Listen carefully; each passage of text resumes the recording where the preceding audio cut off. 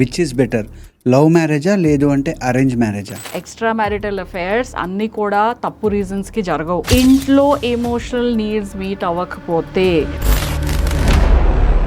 What is marriage according to you? అత్త మామూలు ఇన్ని మాటలు అంటున్నారు, నాన్న సర్దుకుపోవాలి. సో ఆ కూతురికి జీవితాంతం నేర్పించింది నాన్న సర్దుకుపోవాలి. నువ్వు చచ్చిపోతున్నా పర్లేదు, సర్దుకుపోవాలి. అవతల బో, ఆ క్వశ్చన్స్ అడగకూడదు, నీకెందుకు? కపుల్స్ ఎంత ఎక్కువ గొడవ పడితే వాళ్ళిద్దరి మధ్య అంత ఎక్కువ అండర్స్టాండింగ్ ఉంది అని చెప్పి అంటారు, అది నిజమేనా? Not necessary. ఈక్వల్ రైట్స్ అంటే 50% అని అర్థం కాదు.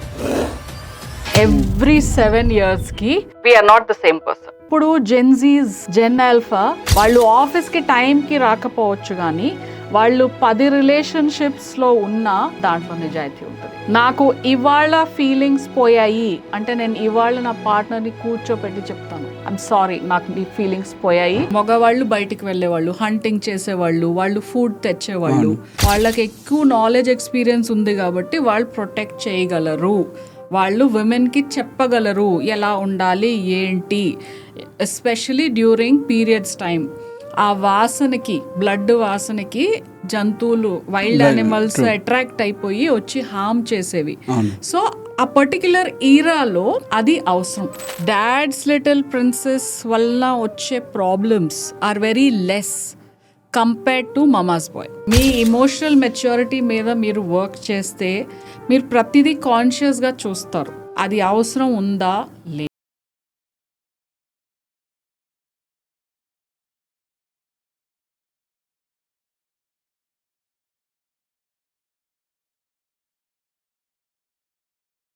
మన ఛానల్ నుంచి మీ వరకు ఎటువంటి అప్డేట్ రావాలన్నా కూడా సబ్స్క్రైబ్ చేసుకోండి అండ్ పక్కనే ఉన్న బెల్ ఐకాన్ని క్లిక్ చేయండి. యూట్యూబ్ ఒక కొత్త ఆప్షన్ ని రిలీజ్ చేసింది, హైప్ అని చెప్పి. ఈ వీడియోని ఎంత హైప్ కొడితే అంత మందికి రీచ్ అవ్వడానికి హెల్ప్ అవుతుంది. ఈ పాడ్కాస్ట్ చూసేటప్పుడు మీకు ఒక 2 minutes వాల్యుబుల్ అనిపించినా కూడా మీ ఫ్రెండ్స్ అండ్ ఫ్యామిలీ మెంబర్స్ కి షేర్ చేయండి అండ్ మన ఛానల్ కి సబ్స్క్రైబ్ చేసి పెట్టుకోండి.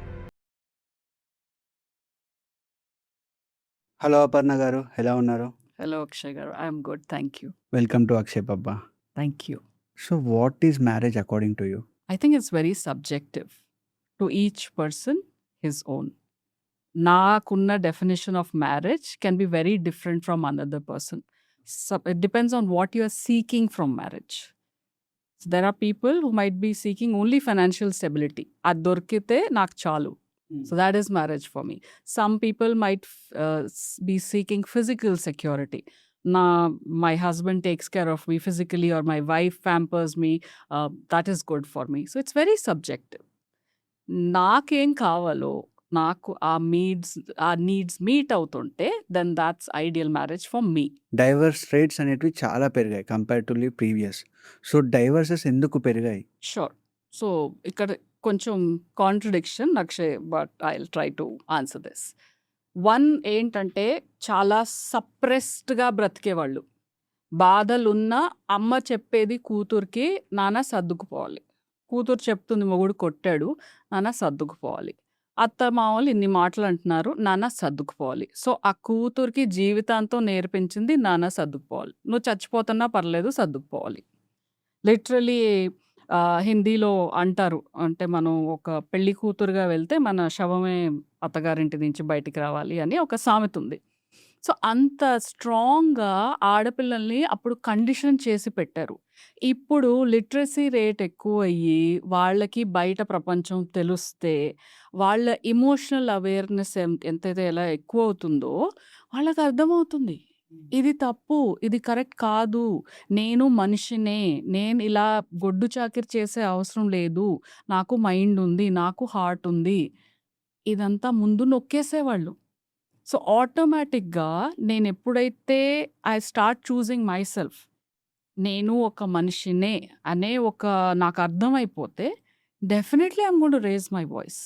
అండ్ అది సొసైటీకి అది అలవాటు లేదు. సో అలాంటప్పుడు మరి డివోర్సెస్ అవుతాయి. సో ఇది ఒక కోర్స్ కరెక్షన్. ఇప్పుడు ఫైనాన్షియల్ ఫీల్డ్లో కూడా అలా అవుతుంది, కొన్ని అలా అవుతా ఉంటాయి. మరి ఒక ఫేజ్ వస్తుంది, అక్కడ డ్రాస్టిక్ చేంజెస్ అవుతాయి. ఈదర్ ప్రైసెస్ పెరిగిపోవటము, తగ్గిపోవటము, అది రెగ్యులరైజేషన్ ప్రాసెస్ అవుతుంది. సో ఇది యాక్చువల్లీ హ్యూమన్ ఎమోషన్స్ లెవెల్లో ఈ డివోర్సెస్ ఎక్కువ ఎందుకు అవుతున్నాయంటే ఆ రెగ్యులరైజేషన్ ప్రాసెస్ జరుగుతుంది. అయితే దానికొక ఫ్లిప్ సైడ్ కూడా ఉంది. ఓకే. సో, ఆ ఫ్లిప్ సైడ్ ఏంటంటే చీటికి మాటికి. నేను అస్సలు దాన్ని ఒక లాంగ్ టర్మ్ విజన్‌గా చూడకపోవటం. ట్రై చేయకపోవటం. ఏదో కొంచెం అవ్వంగానే ఓకే. నాకొద్దు. నాకవసరం లేదు. నాకు ఆప్షన్స్ ఉన్నాయి. ఆ ఆప్షన్స్ ఉన్నాయనే మెంటాలిటీతో కూడా డివోర్స్ రేట్స్ ఎక్కువైపోయాయి. So, there are both pros and cons. Okay. So, options ఎక్కువైపోవడం వల్ల డైవర్సెస్ పెరుగుతున్నాయి అని చెప్పొచ్చా మనం? Not necessary. అది మన బ్రెయిన్ మీద డిపెండ్ అయ్యి ఉంటుంది. ఇప్పుడు నాకు ఆప్షన్స్ ఉన్నాయి. సపోజ్ ఫుడ్ తీసుకుందాం. చైనీస్ ఉంది, ఇటాలియన్ ఉంది, ఆంధ్ర ఉంది, ఇదుంది, అదుంది. సో, నాకు ఏమి అవసరం అంటే, సరే అవి ఉన్నాయి. అది నాకు తెలుసు. అయితే నాకేమిష్టమో నేను ఇంట్లో వండుకొని తినగలగాలి. వండించుకొని తినగలగాలి. అది అవ్వట్లేదు. నేను ప్రతిరోజు బయటికి వెళ్ళి ఏది తినాలి, ఏది తినాలి, ఏది తినాలని చూస్తే నా హెల్త్ ఏమవుతుంది? ఫైనాన్షియల్లీ దాని ఇంపాక్ట్ ఏమవుతుంది?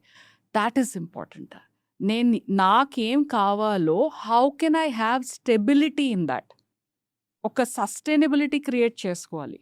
అది ఆప్షన్స్ ఉన్నాయని నేను ప్రతిరోజు ఈ ఆప్షన్, ఆ ఆప్షన్, ఆ ఆప్షన్, ఆప్షన్‌కి వెళ్తా ఉంటే ఒకరోజు నాకు పిచ్చెక్కిపోతుంది. సో, దీనికి one of the reason extra marital affairs అని కూడా చెప్పొచ్చా? దేనికి? ఈ డైవర్సెస్‌కి రీజన్. అఫ్‌కోర్స్. ఇది మనం ఒక మార్కెట్‌కి వెళ్ళినప్పుడు అన్నీ అవైలబుల్ ఉంటాయి. అయితే it reflects on our emotional health. మన ఎమోషనల్ హెల్త్ బావుంటే we would not necessarily get excited. ఇప్పుడు అక్షయ్ మీరు వెళ్తారు. మీకు ఒక జారా కనిపిస్తుంది. ఒక ఫరెవర్ 21 కనిపిస్తుంది. ఒక ఫ్యాబ్ ఇండియా కనిపిస్తుంది. డిఫరెంట్ బ్రాండ్స్ కనిపిస్తున్నాయి. అసలు అక్షయ్‌కి క్లారిటీ ఉందా? నేను ఏ ఒకేషన్‌కి బట్టలు కొనటానికి వెళ్తున్నాను? ఆ ఒకేషన్‌కి నాకు ఎలాంటి బట్టలు కావాలి? నాకు కావాల్సిన బట్టలు ఎలాంటి షాప్‌లో దొరుకుతాయి? Then I am going to that shop and exploring. అది ఆ క్లారిటీ లేకుండా ఇప్పుడు నేనేసుకున్న బట్టలు నాకు నచ్చట్లేదు. సో, నేను ఏదైనా షాప్‌లోకెళ్ళిపోతాను. నేను ఏవైనా బట్టలు తీసుకుంటాను. అది యేసుకుంటాను. నచ్చలేదా? పో ఇంకో వేరేది. సో, అలా జరుగుతుంది. అండ్ ఎక్స్‌ట్రా మ్యారిటల్ అఫైర్స్ అన్నీ కూడా తప్పు రీజన్స్‌కి జరగవు.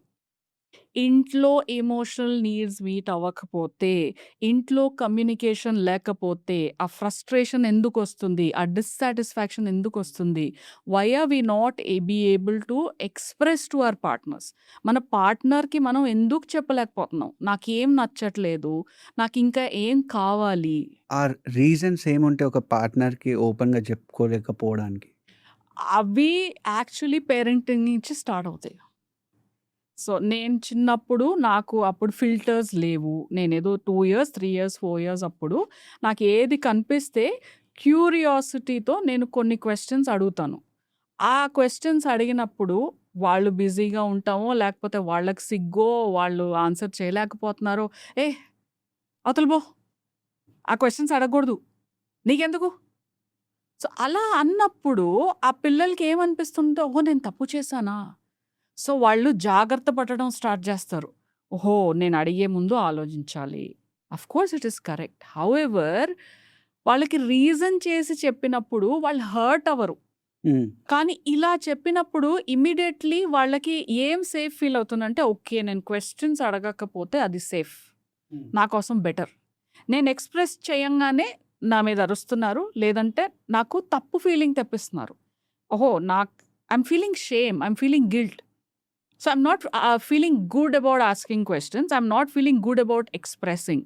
సో, మెల్లమెల్లగా నేను ఎక్స్‌ప్రెస్ చేయడం మానేస్తాను. అదే రిలేషన్‌షిప్స్‌లో కూడా కంటిన్యూ అవుతుంది. ప్లస్ ఆ కొత్త ప్రేమలో మనం చాలా అడ్జస్ట్ అవ్వడానికి ట్రై చేస్తాం. ఆ వైఫ్ అనేది హస్బెండ్ ఇంటికొచ్చే వరకు డిన్నర్ తినరు. వేడిగా పెట్టాలి అని అప్పుడు 10:30 అవ్వచ్చు, 11 అవ్వచ్చు. నేను కూర్చునున్నాను, మెలుకుతున్నాను. వేడిగా చపాతీలు చేసి పెడతాను. ఇవన్నీ చేస్తారు కొత్తల్లో. హస్బెండ్ చేయమని చెప్పలేదు. కానీ వీళ్ళకే అదొక డెఫినిషన్. నేనిలా చేస్తే నాకు ప్రేమ ఉన్నట్టు. నేనిలా చేస్తే నా హస్బెండ్‌కి రెస్పెక్ట్ ఇచ్చినట్టు. అది ఎవరో నేర్పించారు. ఎక్కడో నేను నేర్చుకున్నాను. సో, అది 1 ఇయర్, 2 ఇయర్స్, 3 ఇయర్స్ తర్వాత లోడ్ పెరుగుతూ పోతుంది. అవును. పిల్లలు పుట్టేస్తున్నారు. రెస్పాన్సిబిలిటీస్ పెరుగుతున్నాయి. ఇప్పుడు నేనది చేయలేకపోతున్నాను. అయితే నేను దాన్ని మా హస్బెండ్ మీదే ప్రొజెక్ట్ చేసేస్తాను. తొందరగా రావచ్చు కదా! ఇంత లేట్ ఎవడు కూర్చొనుంటాడు? అరె! ఎవరు కూర్చోమని చెప్పారు? నీకు నువ్వే స్టార్ట్ చేశావు. ఇప్పుడు నీ వల్ల అవ్వట్లేదు. ఇప్పుడు ఎదటి మనిషి మీద దాన్ని ప్రొజెక్ట్ చేస్తున్నావు. సో, అక్షయ్ ఇలాంటియి చాలా జరుగుతాయి. మనకి మనమే ఎవరు చెప్పట్లేదు మనల్ని కాంప్రమైజ్ చేయమని, అడ్జస్ట్ అవ్వమని. మనం అది చేయడం స్టార్ట్ చేస్తాం. మళ్ళీ దానికి రివార్డ్ కోసం ఎతకటం స్టార్ట్ చేస్తాం. హ్మ్. అరే! 1 ఇయర్ నుంచి నేను చిన్నప్పటి నుంచి నా 25 ఇయర్స్ లైఫ్‌లో నేను ఎప్పుడూ ఇలా మెలుక్కుండి ఇలా హాట్ చపాతీస్ చేసి పెట్టలేదు. నీ కోసం నేను చేశాను. కానీ నీకసలు విలువ లేదు. నువ్వసలు ఎక్నాలెడ్జ్ చెయ్యవు. ఆ మనిషికి మేబీ హాట్ చపాతీస్ ఇష్టమే లేవేమో. He likes eating cold chapati. ఈమె చేసి పెడుతుంది అని తింటున్నాడు. సో, ఇలాంటి వెరీ బేసిక్ లెవెల్ కమ్యూనికేషన్ కూడా అన్‌ఫార్చునేట్‌లీ మనకి అలవాట్లేదు. ఎనీ కైండ్ ఆఫ్ మ్యారేజెస్‌లో ఐదర్ లవ్ మ్యారేజ్ అయినా సరే, అరేంజ్ మ్యారేజ్ అయినా సరే ట్రాన్సిషన్ ఫేజ్ ఉంటది కదా! లవ్ నుంచి మ్యారేజ్‌కి చేంజ్ అయ్యాక గానీ, లేదు అంటే ఎంగేజ్‌మెంట్ నుంచి మ్యారేజ్‌కి చేంజ్ అయ్యాక గానీ ఒక కామన్ స్టేట్మెంట్ ఉంటుంది. ఏంటి అంటే నువ్వు పెళ్ళయ్యాక మారవు. యెస్. సో, నిజంగా పెళ్ళయ్యాక అబ్బాయి గానీ, అమ్మాయి గానీ మారుతారా? యెస్. సో, షేక్స్‌పియర్ అంటారు. There are 7 stages in a man's life. మనం పుట్టిన తర్వాత టాడ్లర్ అయ్యే వరకు ఒక స్టేజ్. దాని తర్వాత ఒక 9 ఇయర్స్ వచ్చే వరకు ఒక స్టేజ్. తర్వాత టీనేజ్ వస్తుంది. తర్వాత యూత్ వస్తుంది. తర్వాత అడల్ట్ వస్తుంది. మిడిల్ ఏజ్ వస్తుంది. ఓల్డ్ ఏజ్ వస్తుంది. సో, బై డిజైన్ మన లైఫ్ ఎవ్రీ 7 ఇయర్స్‌కి we are not the same person. Okay. ఇది బై డిజైన్. సో, 7 ఇయర్స్‌కి ఒక పర్సన్ మెంటాలిటీ చేంజ్ అవుతుంది. ప్రతి 7 ఇయర్స్‌కి we are a new version. Okay. So, ఇదొక ఇన్ఫర్మేషన్, ఎడ్యుకేషన్. ఈ నాలెడ్జ్ అనేది నాకుంటే I will be in allowance of the other person changing. నాకు కూడా జరిగింది. నా పర్సనల్ లైఫ్‌లో జరిగింది. ఇప్పుడు నేను ఒక 16, 17, 18, 19, 20 ఇయర్ ఓల్డ్ స్టూడెంట్‌గా మీకు నేను తెలుసు. హ్మ్. ఇప్పుడు మ్యారేజ్ అయిపోయింది. నాకు అలవాటు లేదు. నా కిచెన్ పనులు, ఇల్లు క్లీన్ చేసుకోవటము, ఇస్త్రీ బట్టలు ఇవ్వటము నాకు అలవాటు లేదు. మీరెలా చదువుకున్నారో నేను కూడా అలాగే చదువుకున్నాను. మీరెలా పెరిగారో నేను కూడా అలాగే పెరిగాను. మీకు కొన్ని రెస్పాన్సిబిలిటీస్ వచ్చాయి. ఇప్పుడు ఫైనాన్షియల్ రెస్పాన్సిబిలిటీస్ వచ్చాయి. నాకు కొన్ని రెస్పాన్సిబిలిటీస్ వచ్చాయి. హౌఎవర్ అక్కడ గ్యాప్ ఎక్కడొస్తుందంటే like people don't think about the other person. మన రెస్పాన్సిబిలిటీస్‌లో మనం ఎంత బర్డెన్డ్ అయిపోతామంటే హ్మ్. ఆ బర్డెన్ మూలంగా కొన్ని చేంజెస్ వస్తాయి అని మనం గుర్తించం. But it is very natural. ఒక మగపిల్లాడు హాయిగా మూవీకెళ్ళేవాడు, ఫ్రెండ్స్‌తో బయటికెళ్ళేవాడు, కాలేజ్‌కెళ్ళేవాడు, వచ్చేసేవాడు. మహా అయితే జాబ్ చేసినా మళ్ళీ వీకెండ్స్ ఎంజాయ్‌మెంట్ ఇదంతా ఉండేది. అది సడెన్‌గా ఫ్లిప్ అయిపోయింది. ఇప్పుడంతా ఫ్యామిలీ టైమ్. ఫ్యామిలీని చూసుకోవాలి, గ్రోసరీస్‌కి తీసుకెళ్ళాలి, ఒక లోన్ తీసుకోవాలి, ఇల్లు కొనాలి, ఇది కొనాలి. మగాడి లైఫ్ చేంజ్ అయిపోయింది. ఆడదాని లైఫ్ చేంజ్ అయిపోయింది. Can we just acknowledge that teething issues వస్తాయి, చేంజెస్ వస్తాయి. ఆ అవేర్‌నెస్ ఉంటే దెన్ మనం ఆ చేంజెస్‌ని, ఆ ప్రాబ్లమ్స్‌ని టేబుల్ మీద పెట్టి వెనక కూర్చుని వాటెంక చూసి డిస్కస్ చేయొచ్చు ఏం చేయాలి అనేది. మనం అది అట్లా సెపరేట్ చేయకపోతే మనలో మనమే ఆ బర్డెన్ క్యారీ చేస్తుంటే we are just wronging the other person. నీకర్థం కావట్లేదు నాకెంత ప్రెషర్ ఉంది. నీకర్థం కావట్లేదు నాకెంత ప్రెషర్ ఉంది. Can we just normalize it? Both of us got married. Both of us have taken up new responsibilities. ఈ ఇష్యూస్ ఉంటాయి. సో, చేంజెస్ వస్తాయని చెప్పి ఐదర్ ఆఫ్ ది పార్ట్నర్స్ ఎందుకు అర్థం చేసుకోలేరు? అటు అమ్మాయి అయినా సరే, ఇటు అబ్బాయి అయినా సరే. మన మొత్తం అన్‌ఫార్చునేట్‌లీ మనకి ఎంత ట్రైనింగ్ ఇస్తారో ఇన్ టర్మ్స్ ఆఫ్ ఇతరులకి ఎలా సేవలు చేయాలి, ఇతరుల గురించి ఎలా బతకాలి, మన గురించి మనం ఎలా ఆలోచించాలి, ఎలా ఫీల్ అవ్వాలి, ఎలా ఎక్స్‌ప్రెస్ చేయాలి అస్సలు నేర్పించరు. సో, అది నేర్పించరు కాబట్టి మనకి ఆ థింక్ చేసే అలవాటే లేదు. ఆలోచించే అలవాటే లేదు. ఏదైనా నాకు చిన్నప్పటి నుంచి స్టెప్ బ్యాక్ చేసి ఆ ప్రాబ్లమ్ వెంక చూస్తే, ఆ అలవాటుంటే నాకు దాని గురించి ఏం చేయాలి, కమ్యూనికేట్ చేయాలి అనేది నాకు అది అలవాటవుతుంది. Everything boils down to that separating the problem from you.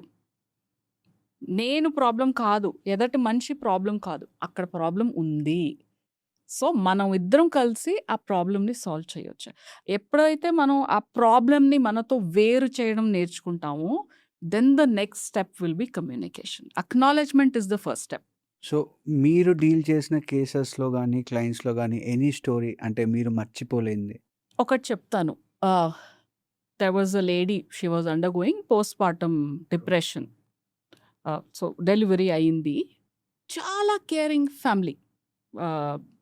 అన్నీ దగ్గరుండి ఉయ్యాలు రెడీ చేసి, రూమ్ రెడీ చేసి, కొన్ని మార్చి కంఫర్టబుల్గా ఉండటానికి అన్నీ చేపించారు. అయితే ఈ లేడీ చాలా ఫ్రీక్వెంట్గా ఏడుస్తుంది. ఓకే. ఆ హస్బెండ్ ఫస్ట్ నిదానంగా అడిగి, ప్రేమగా అడిగి, ఎందుకు ఏడుస్తున్నావు, ఇంకేమన్నా చెయ్యాలా చెప్పు, నేను చేస్తాను, ఏమన్నా బయట నుంచి తీసుకొస్తాను. అండ్ ఆవిడేమో వెళ్ళిపోయి ఇక్కడి నుంచి, నీ ఫేస్ నాకు చూపించకు, ఆ లెవెల్లో రియాక్షన్స్. ఈ మనిషికి అర్థం కావట్లేదు, ఏంటి నా ప్రాణం ఇచ్చేనా, అంతా చేసేసాను కదా, ఇంత డబ్బులు స్పెండ్ చేసాము, మేడ్ పెట్టాము, మసాజ్ లేడీ వస్తుంది, పిల్లని చూసుకోవడానికి, బేబీని చూసుకోవడానికి ఇంకొక కేర్ టేకర్ పెట్టాను, ఇంకేం చేయాలి, చంపేస్తావా నన్ను, చచ్చిపోనా, ఇంకేం కావాలి నీకు. And it came close to divorce. That's when they came to me. And second సెషన్లో అనుకుంటా I asked him a simple question, మీకు పోస్ట్ పార్టమ్ డిప్రెషన్ అంటే ఏంటో తెలుసా? హి సెడ్ ఏంటది? There lies the answer. So అంత చేశారు, కానీ అది ఒక సహజమైన జరిగే ఈవెంట్ అని తెలీదు. ఒక లేడీ ప్రెగ్నెంట్ అయింది, దాని తర్వాత డెలివరీ అయిందంటే postpartum depression is a very expected thing. So ఆ ఎక్స్పెక్టెడ్ థింగ్ అవేర్నెస్ కూడా లేదు. So just imagine where his focus for. ప్రేమ లేదా? ఓ చాలా ప్రేమ ఉంది. ఎఫర్ట్ పెట్టలేదా? చాలా ఎఫర్ట్ పెట్టారు. ప్రెజెంట్ లేరా? ప్రెజెంట్ ఉన్నారు, కానీ అవేర్నెస్సే లేదు.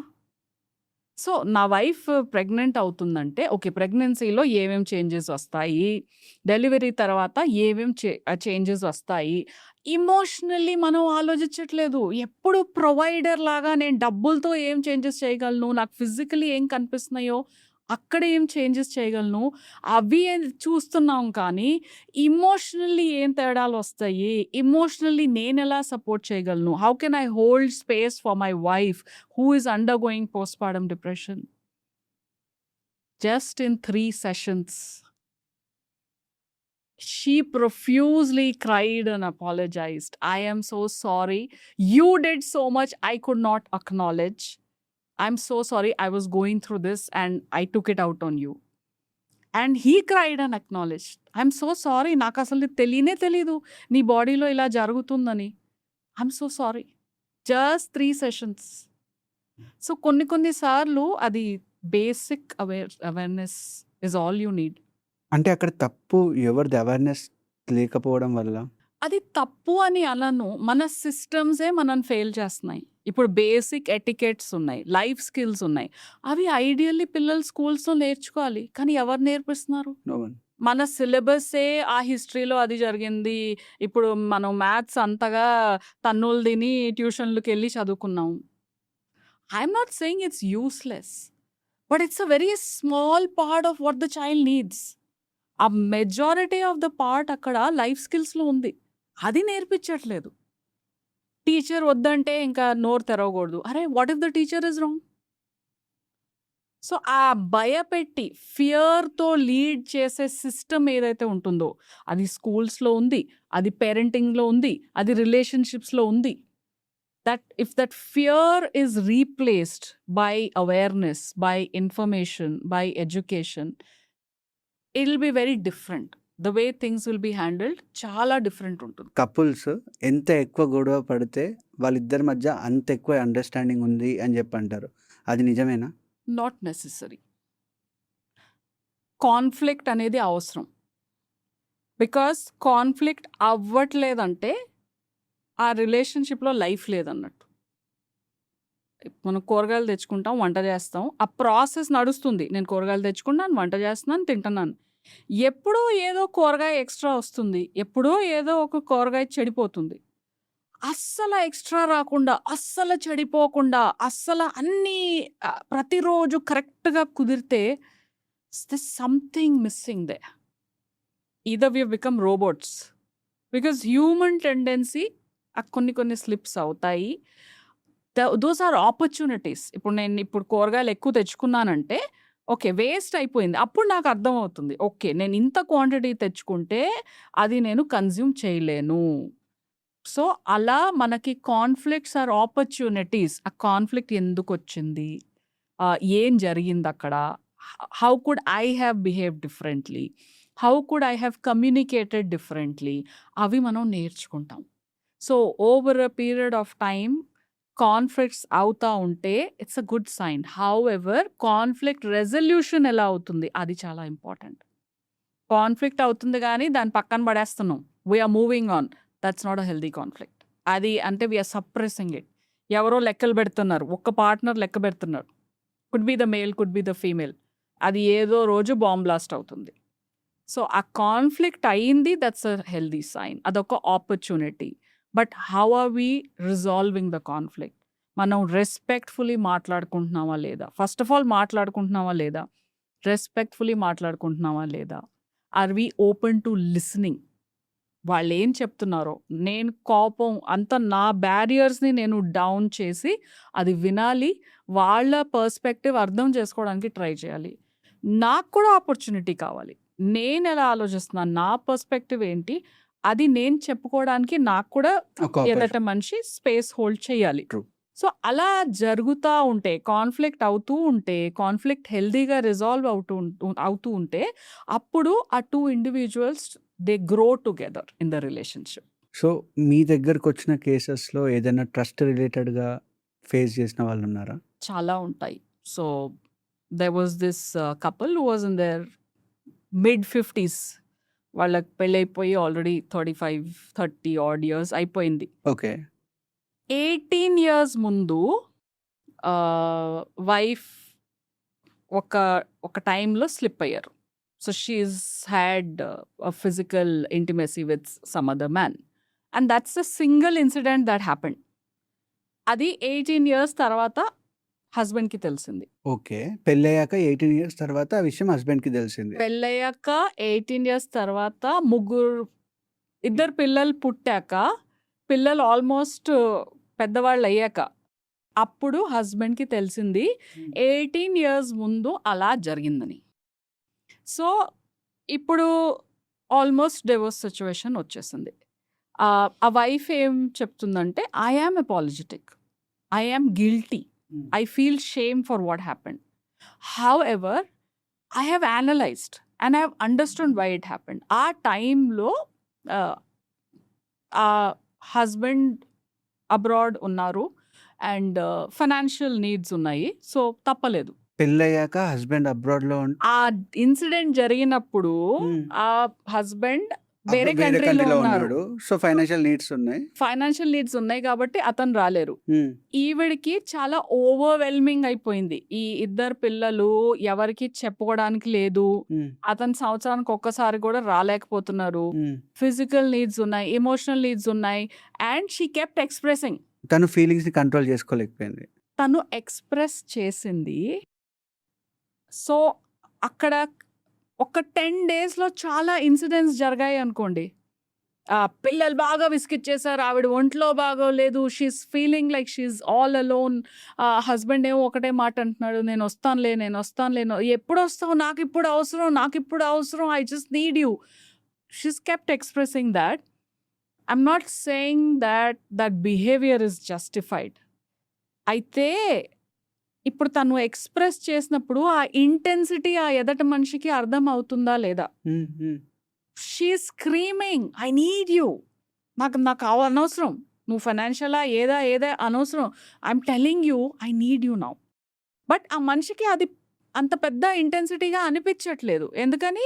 Okay, fine, I understand, I acknowledge. పిల్లల్ని చూసుకుంటున్నావు, నీకు ఒంట్లో బాలేదు, ఇదవుతుంది, అదవుతుంది. బట్ నేను రాలేను ఇప్పుడు.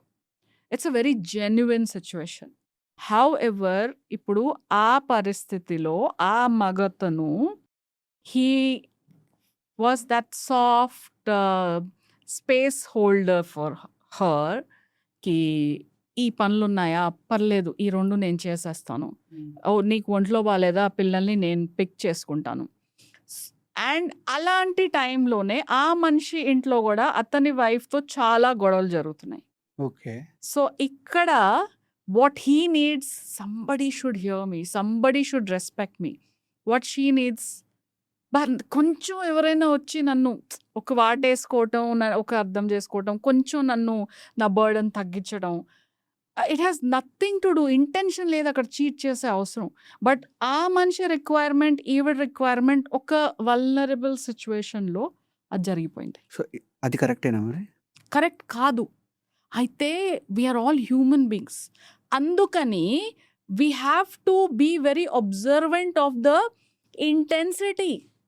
ఒక మనిషి అలా ఎక్స్‌ప్రెస్ చేస్తున్నాడు అంటే we have to take it serious. కొంచెం ఫైనాన్షియల్ లాస్ వచ్చినా పర్లేదు. నేను దీన్ని ప్రయారిటైజ్ చేయాలి. నేను వేరే కంట్రీలో ఉన్నాను. సరే వస్తాను గదా! 6 నెలల తర్వాత వస్తాను గదా! ఇది అనుకుని చేసింది కాదు గదా! ఆ పరిస్థితిలో ఆ ఎమోషనల్ కెపాసిటీ అంతే ఉంది. ఇంకా నాకు కావాలి. She is not asking for sex. But she is asking for a emotional validity. Has some needs which are not dirty needs. They are a mixture of physical, emotional, mental needs. అదే టైంలో ఆ మనిషి ఎవడైతే help చేశాడో అతనికి కూడా same needs కాదు. But విరక్తి పుట్టిపోయింది. ఇంట్లో వినట్లేదు. గొడవలు జరుగుతున్నాయి. ఓహ్! ఈ లేడీ ఇంత సాఫ్ట్‌గా ఉంది. అక్కడైతే కరుస్తది, అరుస్తది. And here she is like అమ్మ దేవుడిలాగా వచ్చాడు ఈ మనిషి. అలాంటి మూమెంట్స్‌లో ఇలాంటి తప్పులు జరిగే ఛాన్సెస్ ఉంటాయి. అది కరెక్టా? కాదా? అంటే కరెక్ట్ కాదు. కానీ ఇట్ ఈస్ వెరీ కాంప్లెక్స్. ఈ మనిషి తప్పు, ఈ మనిషి కరెక్ట్ అది కూడా మనం అనలేము. ట్రూ. సో, మన చేతిలో ఏముంది? దట్ ఈస్ వై ఆ కమ్యూనికేషన్, ఆ ప్రెజెన్స్, ఆ ట్రస్ట్ అది చాలా ఇంపార్టెంట్. అవి ఉంటే ఇంతవరకు ఎళ్ళదు. So, paying attention to each other అనేది యెస్. చాలా ఇంపార్టెంట్. యెస్.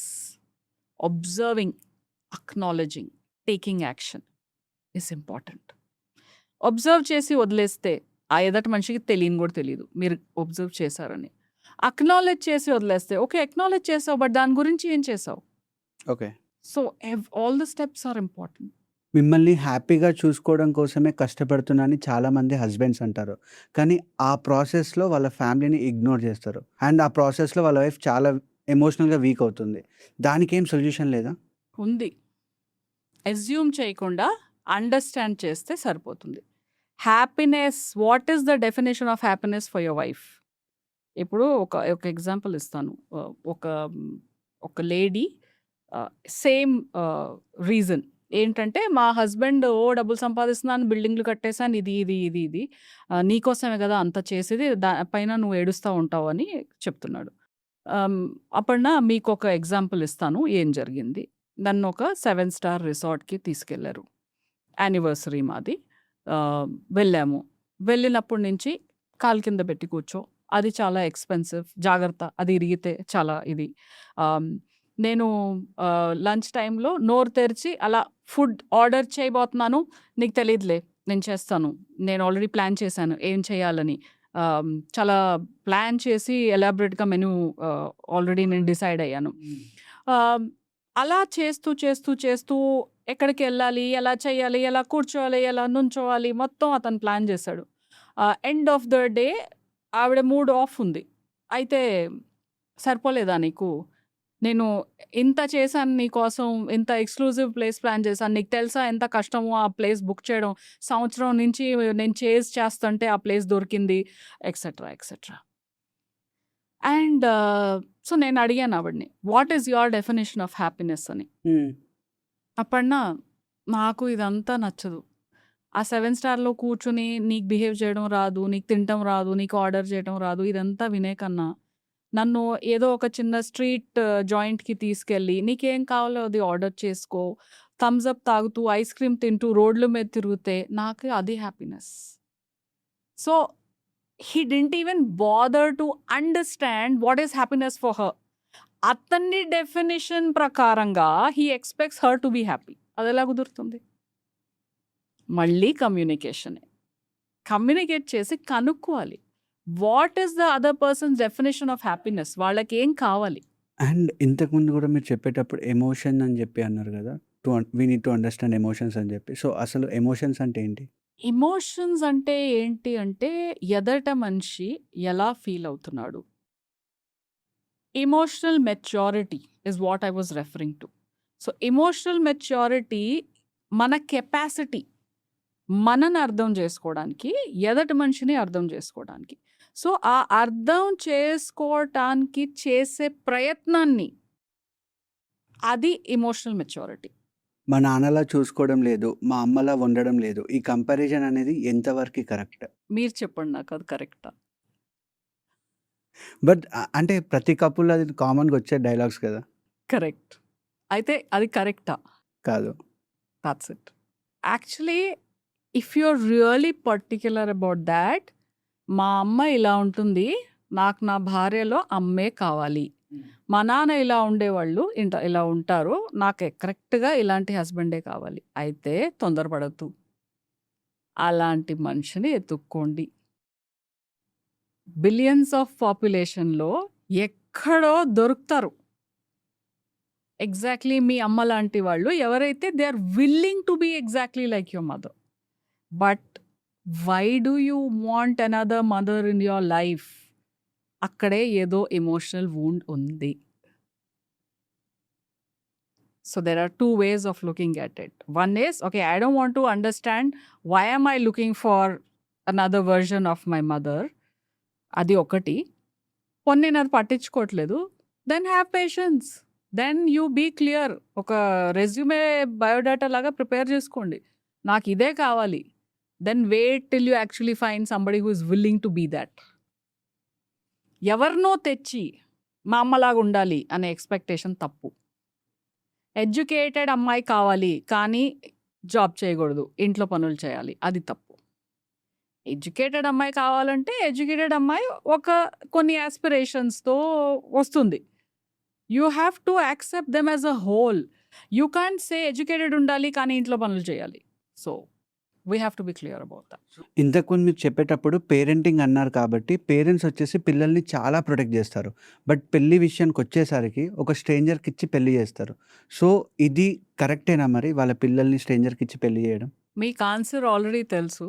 మీ క్వశ్చన్‌లోనే ఆన్సర్ ఉంది. చిన్నప్పటి నుంచి అంత ప్రేమగా పెంచి సడన్‌గా ఇదొక వస్తువు అయినట్టు ఇంకెవరికో అప్పగించడం, how is that correct? Second, దీనికి ఒక చాలా హిస్టరీ ఉంది. ఒకప్పుడు దిస్ హ్యాస్ సర్వ్డ్. ఓకే.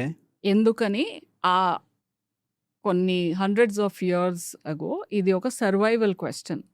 ఏంటంటే ప్రిమిటివ్ ఏజ్ నుంచి కొంచెం ఎదిగాక, స్టోన్ ఏజ్ మనం ఎంటర్ అయ్యాక, అలా ఎవల్యూషన్ అవుతూ ఉండంగా బేసికలీ ఉమెన్ని ప్రొటెక్ట్ చేసే అవసరం ఉండేది. ఓకే. మగవాళ్ళు బయటికి వెళ్ళేవాళ్ళు, హంటింగ్ చేసేవాళ్ళు, వాళ్ళు ఫుడ్ తెచ్చేవాళ్ళు. సో ఆ అథారిటీ అనేది మగవాళ్ళు బయటకెళ్ళి ఎక్స్పీరియన్స్ చేస్తున్నారు కాబట్టి, వాళ్ళకి ఎక్కువ నాలెడ్జ్ ఎక్స్పీరియన్స్ ఉంది కాబట్టి వాళ్ళు ప్రొటెక్ట్ చేయగలరు. వాళ్ళు విమెన్‌కి చెప్పగలరు ఎలా ఉండాలి, ఏంటి. Especially during periods time. ఆ వాసనకి, బ్లడ్ వాసనకి జంతువులు, వైల్డ్ యానిమల్స్ అట్రాక్ట్ అయిపోయి వచ్చి హార్మ్ చేసేవి. సో ఆ పర్టిక్యులర్ ఈరాలో అది అవసరం. ఇప్పుడు తండ్రి చూస్తాడు, అన్న తమ్ముళ్ళు చూస్తారు. నేను మా చెల్లిని లేదా కూతుర్ని ఎవరికైనా ఇస్తున్నానంటే వాళ్ళు ఎంత స్ట్రాంగ్‌గా ఉన్నారు, వాళ్ళ ఇల్లు ఎంత సెక్యూర్‌గా ఉంది, వాళ్ళు ఎంతమంది ఉన్నారు ప్రొటెక్ట్ చేయడానికి, అంత మాత్రమే చూసేవాళ్ళు.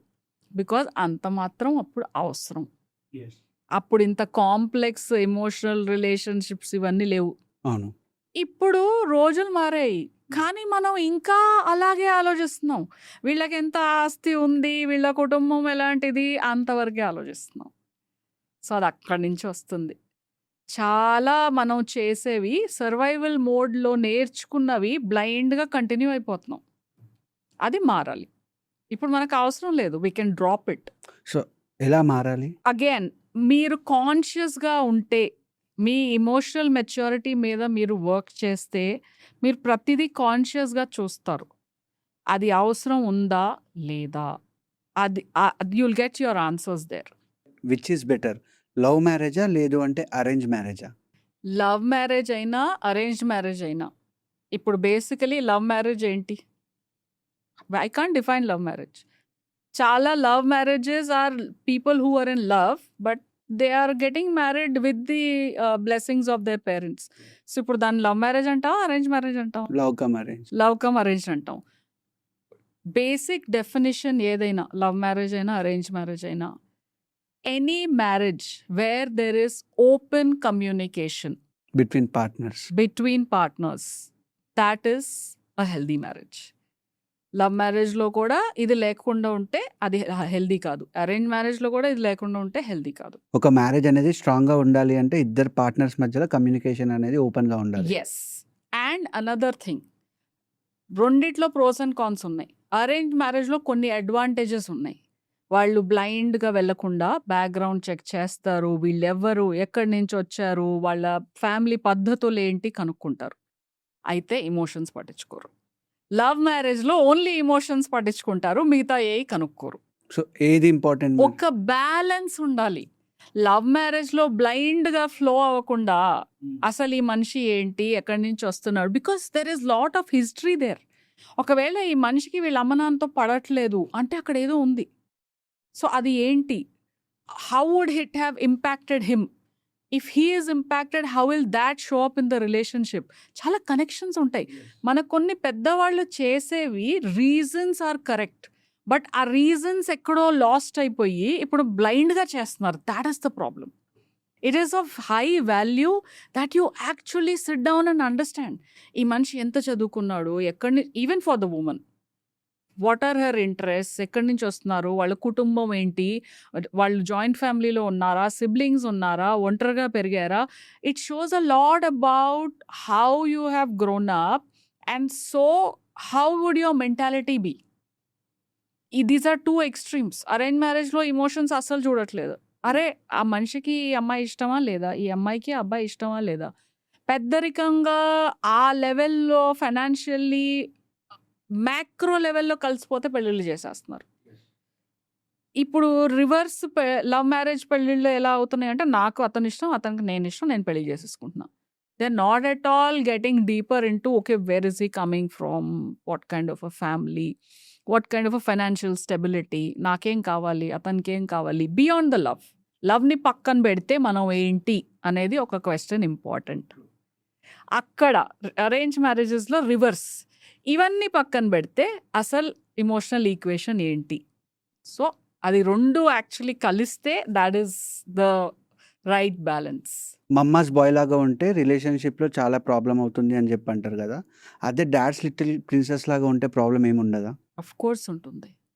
అయితే స్టాటిస్టికలీ మనం చూస్తే డాడ్స్ లిటిల్ ప్రిన్సెస్ వల్ల వచ్చే problems are very less compared to mama's boy. అది ఎందుకు అవుతుందంటే, generally by way of design మొగతనికి అథారిటీ మన ఇండియన్ కల్చర్లో ఎక్కువ ఉంటుంది. సో అథారిటీ ఉన్న పర్సన్ చేతుల్లో అథారిటీ లేకుండా ఇంకెవరో హ్యాండిల్ చేస్తుంటే ఇట్ బికమ్స్ అ ప్రాబ్లం. అప్పుడు even if the girl is the father's daughter or the father's princess, authority ఉన్న పొజిషన్ జనరల్లీ మొగతన్ దగ్గర ఉంది కాబట్టి ఇది అంత స్ట్రెంగ్త్ ఉండదు దీనికి. Yes. So you get the point. Yeah, మీరు ఇప్పుడు చెప్పారు కదా మమ్మాస్ బాయ్ ఎక్కువ ఎఫెక్ట్ అవుతుందని చెప్పి, అది ఎలా ఎఫెక్ట్ అవుతుంది? సో ఇప్పుడు ఆ నాన్న ఇన్ఫ్లుయెన్స్ చేసేది కూతుర్ని. అవును. అల్లుడికి అంత యాక్సెస్ ఉండదు. అల్లుడు still is living his own life, అల్లుడు is taking his own decisions. ఎక్కడో ఇంటర్ఫియరెన్స్ ఉంటుంది, ఆ అమ్మాయికి కొంచెం బ్రెయిన్ వాష్ అవుతుంది, జరుగుతాయి. But it's still limited between the father and daughter, and within the setup also it's limited because finally కొంచెం authority మొగతనికి ఇంట్లో ఎక్కువ ఉంటుంది by way of design. Whether it is ideal or not, it's a different story. అదే ఈ అమ్మాయి ఒకళ్ళింటికి వచ్చింది. ఇప్పుడు if that husband is a mama's boy, ఆ అమ్మాయికి రెండు సైడ్ల నుంచి ఎఫెక్ట్ అవుతుంది. ఒకటేమో అత్తగారు ప్లేస్ గేమ్స్, ఆ కొడుకుని కోడల్ని తెలియకుండా whether she intends or not వేర్ చేసేస్తుంది. She is creating a barrier between the husband and the wife. And she is also directly troubling the daughter in law because of this possessiveness for her son. So if the princess tells her father that I am happy, the father will step back happily. But if the son tells the mother that I am happy with my wife, that mother will ensure how will I get back my son for myself.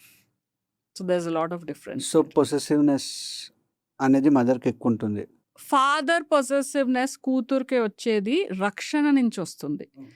Mothers possessiveness సన్కి వచ్చేది, I'm sorry to use these words, the son starts playing the role of a husband for the mother.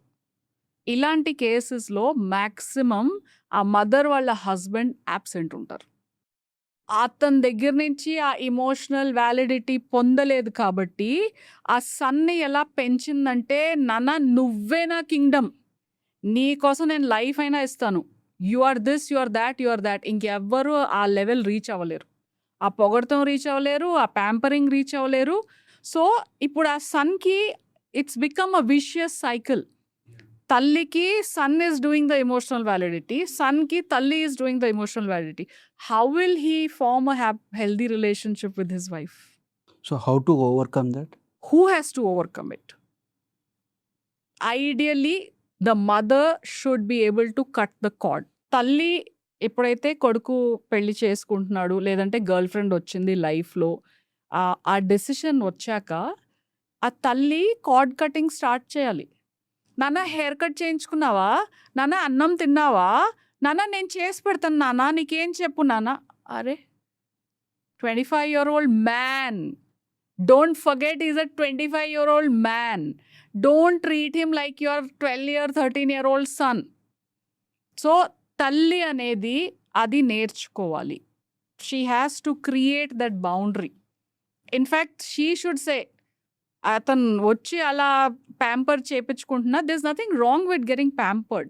But if there is a emotional dependability, validation అవసరం అమ్మ నుంచి, that's not healthy.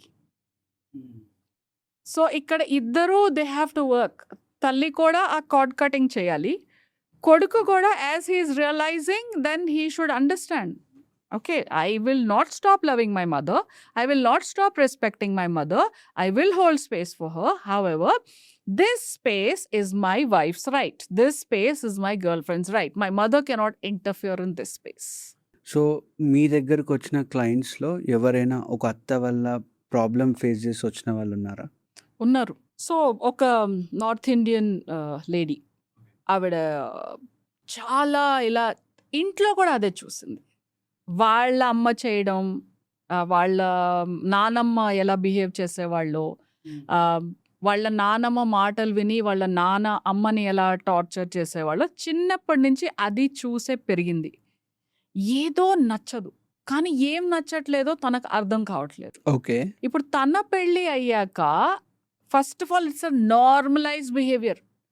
వాళ్ళ అమ్మ బాధలు పడినా ఈ అమ్మాయి వెళ్ళి తనకు చెప్తే దాంట్లో ఏముంది నాన్న, అదంతే అని దాన్ని నార్మలైజ్ చేసేస్తుంది. Mother is not even aware ఎంత టార్చర్ ఫేస్ చేసింది because of that situation in her life. ఇప్పుడు కూతురు చెప్తుంటే ఏం అర్థం చేసుకుంటుంది? Some women now are standing up, నేను పడ్డాను నువ్వు పడొద్దు అని. So but that percentage is very small.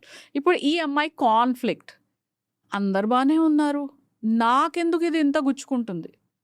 Why am I not liking it? నాకు ఇది ఓకే కాదు. అతను నా హస్బెండ్, ఆవిడ సన్, నా హస్బెండ్, ఈ రోల్స్ చాలా డిఫరెంట్. ఇవి ఎందుకు కాన్ఫ్లిక్ట్ అవుతున్నాయి? సో తను ఎప్పుడూ గొడవ పడేది. మనం వెకేషన్కి వెళ్తుంటే మీ అమ్మ ఎందుకు రావాలి?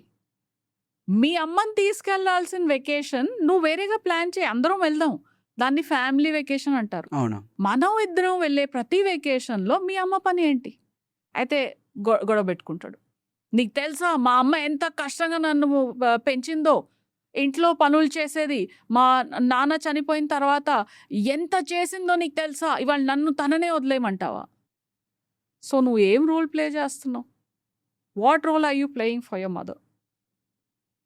నేను నిన్ను అనట్లేదే, డబ్బులు ఇవ్వద్దు అనట్లేదు, బయటికి తీసుకెళ్ళొద్దు అనట్లేదు, మనం అందరం కలిసి వెళ్ళొద్దు అంతకంటే అనట్లేదు. I'm not saying all of this. But why is she an integral part of our life in every small decision? మన లైఫ్ మనది కదా. బేసికలీ పాయింట్ ఏంటంటే ఆ అమ్మాయికి అర్థమవుతుంది అది తప్పు అని. కానీ కన్ఫ్యూజన్, అసలు నేను తప్ప, నేను ఆలోచించేది తప్ప, లేదా ఆ సిచ్యువేషన్ తప్ప? సో ఈ పెయిన్ పాయింట్తో నా దగ్గరికి వచ్చింది. ఓకే.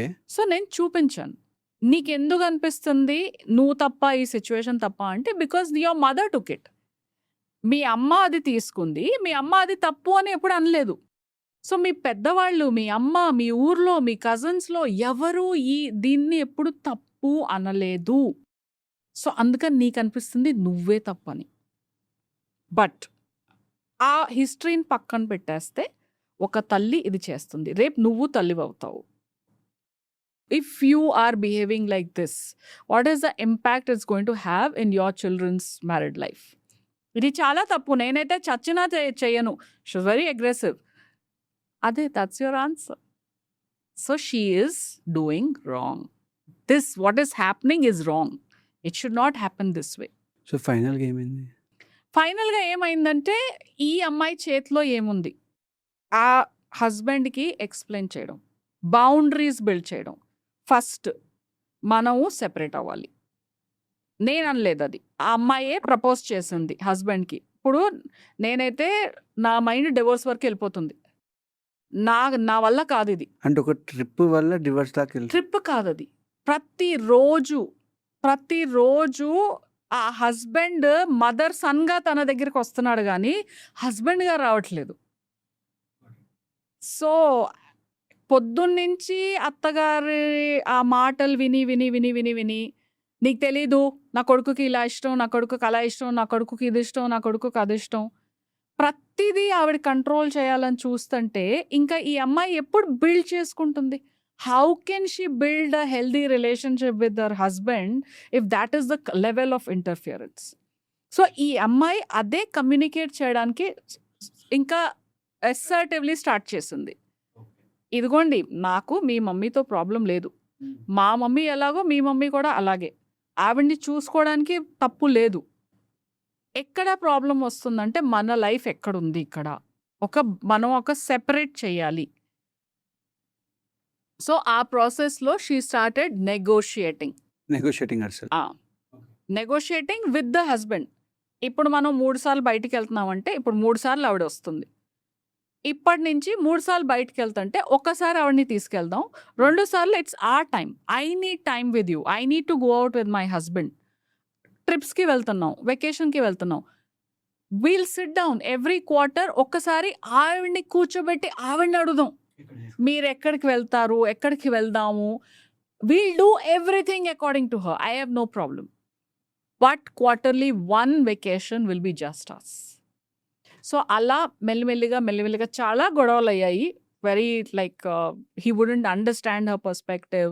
ఇంకా తను కొన్నిసార్లు it was like emotional blackmail. తను ఇల్లు వదిలి వెళ్ళిపోయి, లేదు నువ్వు ఇది ఒప్పుకుంటేనే నేను వస్తాను, అలా చాలా అప్ అండ్ డౌన్స్ జరిగాయి. It was not a smooth journey. అది పర్ఫెక్ట్ కూడా కాదు, ఇవాళ కూడా పర్ఫెక్ట్ అని నేను అనను. But because the husband, she was consistent in doing this, and husband initially చాలా గిల్ట్ ఫీల్ అయ్యాడు అమ్మను వదిలేసి వెకేషన్ వెళ్ళడానికి. బట్ స్లోలీ అది నార్మలైజ్ అయిపోయింది. So over a period of time he is understanding that his wife is very loving and present with his mother when they are going on vacation or when they are taking her out. Okay. And his wife is fully present with him when they are going out on a vacation. So ఆ చిడ్చిడ్ అనేది పోయింది. అది అతను notice చేశాడు. So సరే, ఇది తప్పైనా ఒప్పైనా ఇది fine, బాగానే నడుస్తుంది, అమ్మ కూడా అడ్జస్ట్ అయిపోయింది, వైఫ్ కూడా బాగానే ఉంది, సరే కనిద్దాం. Whether or not he's convinced, I don't know. But because he saw some changes, he is okay with this change. And ఆవిడకి కూడా అంత దొరుకుతుంది, షీఈస్ హ్యాపీ విత్ దట్. ఒక అమ్మాయిని అర్థం చేసుకోవడం ఎంత టఫ్. You right. అమ్మాయి ఎమోషనల్ వైరింగ్ అనేది కొంచెం కాంప్లెక్స్ ఉంటది. అమ్మాయిలు మల్టీ టాస్కింగ్ చేయగలరు as far as emotional space is so concerned. కావాలి కావాలి అంటే వద్దని అర్థం, వద్దు అంటే కావాలని అర్థం. లేదు, actually it is not like that. ఆ. సో ఆ కాంప్లెక్సిటీ ఉంది. ఆ ఛాలెంజ్ ఇష్టం అమ్మాయిలకి. నేను ఇలా చెప్తాను, నేను ఇలా చేస్తాను, వాళ్ళు అర్థం చేసుకోగలరా లేదా? అది యాక్చువల్లీ తప్పు. అంటే ఆ, నీ ఇష్టం అనే దానికి చాలా మీనింగ్ ఉంది. Correct. So I'm not denying that. I'm saying that is wrong. Women are wired like that, but that is wrong.